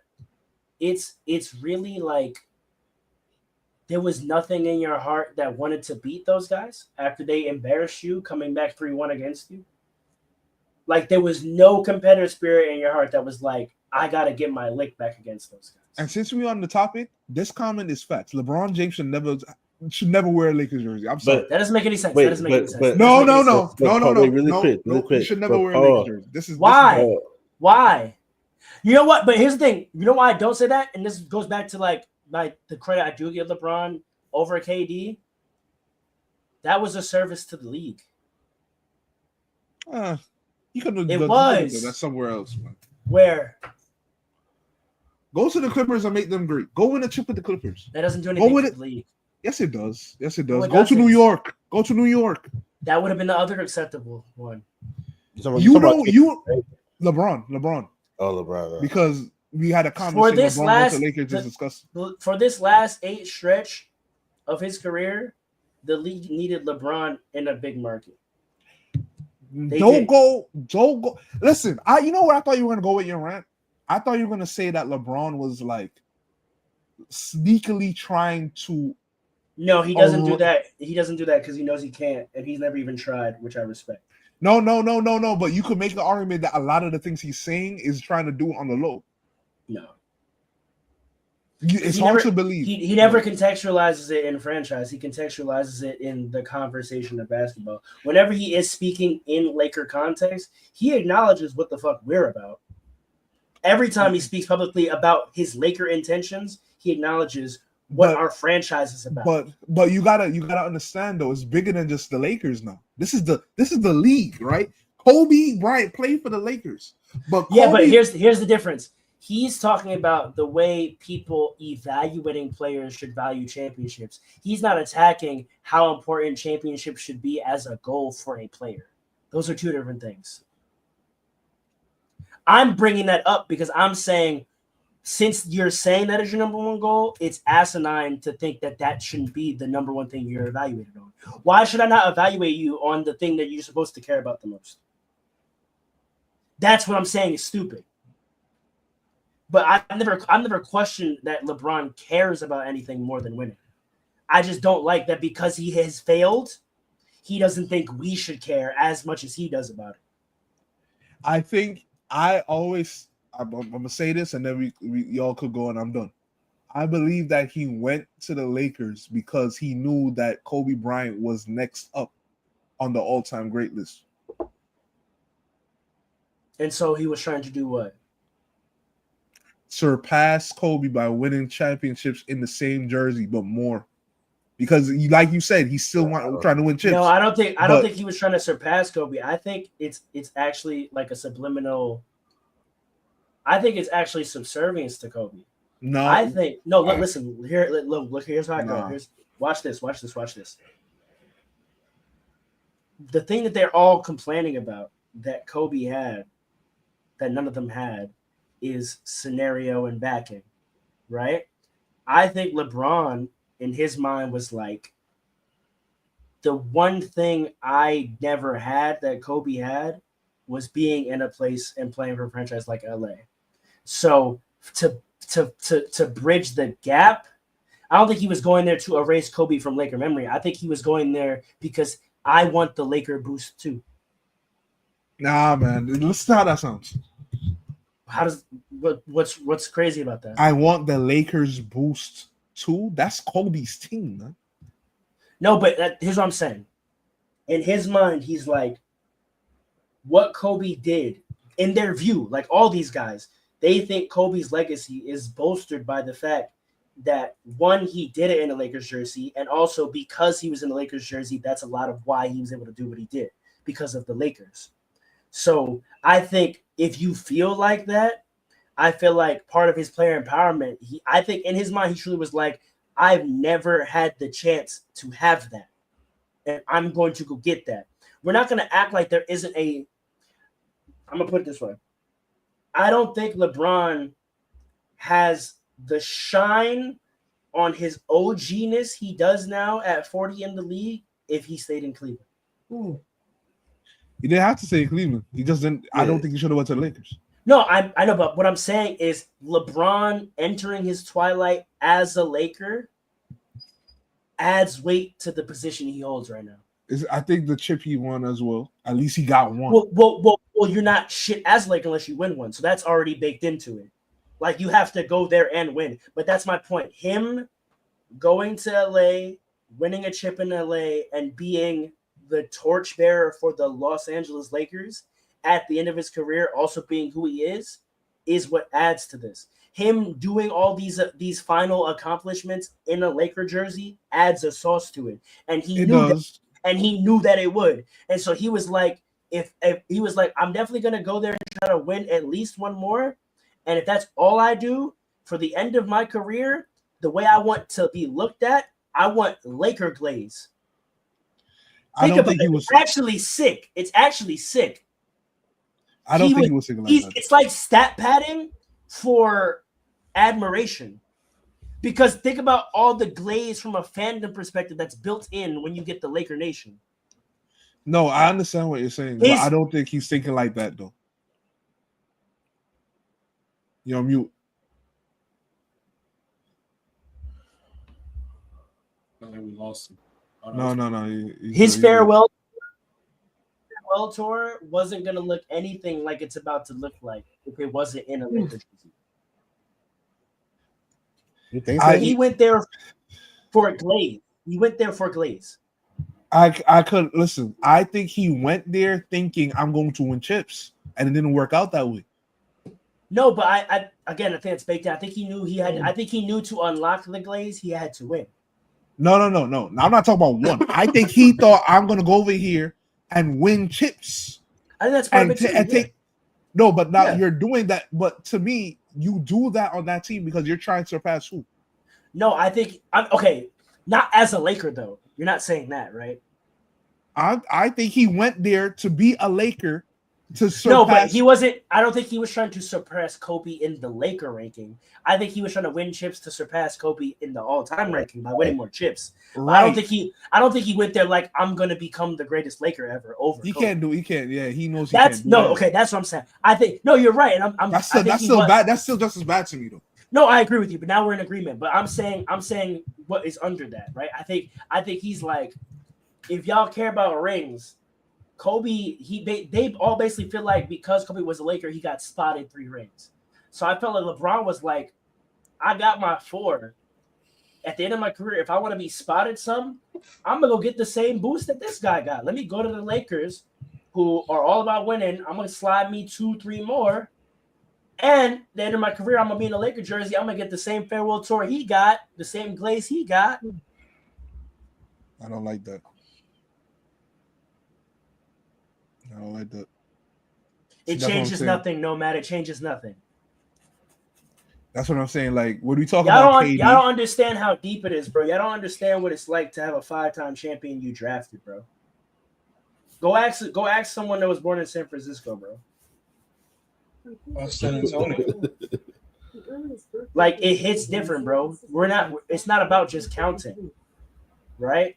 Shaq has 3. It hits different. Magic and Kobe are here. Even Kareem, bro. Kareem has 6, but it hit different, bro. You're not technically ours, bro. Even though you put in like 16 years with us and got 5 of your 6 here, if you notice how these guys are treated, Magic is treated a little differently than Kareem is, bro. It's a little different. It hit different, bro. You're right. But I think we've pretty much exhausted this topic. And Pharaoh, I think you went on a very passionate and well-spoken, I don't even want to call it a rant. It's more like a dissertation. Because these niggas really should be ashamed of themselves, honestly. But all that to be said. Thank y'all for hanging in with me while I did that. I appreciate you. Yeah. All that to be said, what a hell of a season, boys. What a hell of a season. The basketball season. No, I'm talking about this season, fast breaks. But yes, also a basketball season. My fault. It was a pretty good basketball season too. Not one of my favorites, but it had really exciting moments, and there was a lot of good basketball. There was more really good basketball I wanted to see that we didn't get to see. And I think that it's gonna be one of those kind of seasons for me where I look back and I was like, damn, like I feel like there was a lot of coulda, shoulda. Beer injuries, weird trades mid-season that like never really fully got together. coaches being fired, Being wild time. At wild times, yeah, there was a lot of coulda, It shoulda. was a wild one. That's the wildest part, honestly. Yeah, it was a lot I of think the coulda, Luka shoulda. trade was the wildest part. Oh yeah, well I forgot. So Yeah, that's a I'm looking generational forward. I'm looking forward wild to a trade. little more cohesion and stability next season. Is it? It's late. I'm not going to ask y'all this. I was going to ask everybody's like off-season expectations for this team as like the last question. But The Lakers are going to spend money and become a championship contender. What else do you want from me? word. Duh. Let's see. Word. Yeah, But, you're gonna hire Taylor Jenkins and go to the finals. As we Yeah, sorry. should. Let me take it back. The Lakers are going to spend money and go to the finals. See you there, Paul. That'd be really good. And if That'd that be really happens, season 3, we're out of here. That'd be really Doing crazy stuff. That's what the NBA really needs. If you really want to talk about it. good. Yeah, if it's not going to be Lakers Celtics, Lakers Knicks is probably the next best thing. Yeah. 70. Yep. Let's get that 73 chip again, bro. Let's get it. That's 73 You don't feel matchup. gross having said that? 73. That ass. Listen, we don't listen. Yeah, listen. he said Did the 73. merger even happen yet? Did the merger even happen yet? No. Dr. So J what was the hell, still y'all? ABA. What is this historical franchise nonsense then? Man, you a Nets fan. Let's go. Y'all the same as us. Y'all the same as Let's us. close this. Let's Y'all the close same this. as us. Hey, man. You are Hey, equal man. Hey, franchises. man. You are Hey, equal man. It's the same. franchises. Y'all the No, same no, as Let's us. back to New Jersey, man. No, I've had same- enough. I've had You are enough. the I've same had enough. exact franchise. Y'all the I've had same as enough. us. I've had enough. I've had How many enough. picks y'all got? Fast Breaks Huh? family. We got an NBA ring before the merger. Hey, All right, we were never there. We were Hey, never there. The merger, it's the same thing. Hey, listen, we're gonna To be fair though, Alan, y'all merged into where the Knicks already were. Right. They just kept the name. It's two. It was equal leagues that came one. They just kept the Y'all name. went to New Jersey. Like You it's were the the New same York. thing. First of all, y'all were the New York Nets. All right. Blame Jay-Z for us moving up there. I ain't got nothing to do with that. I'm not Blame mad. Jay-Z. listen. I'm not mad because now I get This to is a rough see day for you. the boy. New First York time Liberty going win 2 championships back to back, and that's how I'm ending season 3. Tap in with me at Barclays. You know what it is. Light it up. Big Ellie, you heard? Whoa. Remember, Fast Breaks family.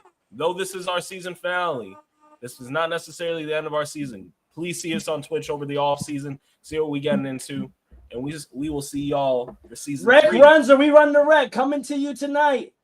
Follow us on all I'm a little socials. tired. It'll be on I'm a little YouTube. tired, It'll boy. be in the comments. Follow us on all socials. Soft as YouTube, Charmin. IG, all that. You got me for Subscribe. 1 game, brother. Hit the button and Oh, subscribe. man. Well, we never say that, but hit the Like, button and comments, subscribe. I'm gonna be better about next season. Bigger intros, new intro video, more buttons, better like, comment, subscribe, commentary, better fan interaction. It's all gonna get bigger and better. You know what it is. Holla at your boy. You heard? Doses. Peace. Come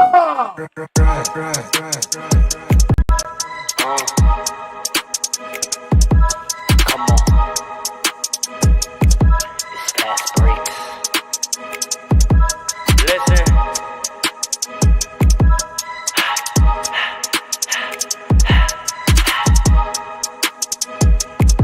We back with another one. Fast breaks, yeah, we coming with the takes. Never early, never late, but we always push the pace, yeah. And we really study tape, y'all just view the highlights, man, we really watching games, yeah. You just watch from the stands, we run 3-man weeks, Paul, Dre, and Allen, yeah. Way more than a fan, we got love for the game, we don't have to pretend. Got it out the mud like you get it off the glass. I'm the run the fast break, throw me the outlet. Yeah, we got it out the mud like you get it off the glass. Time to run the fast break, throw me the outlet.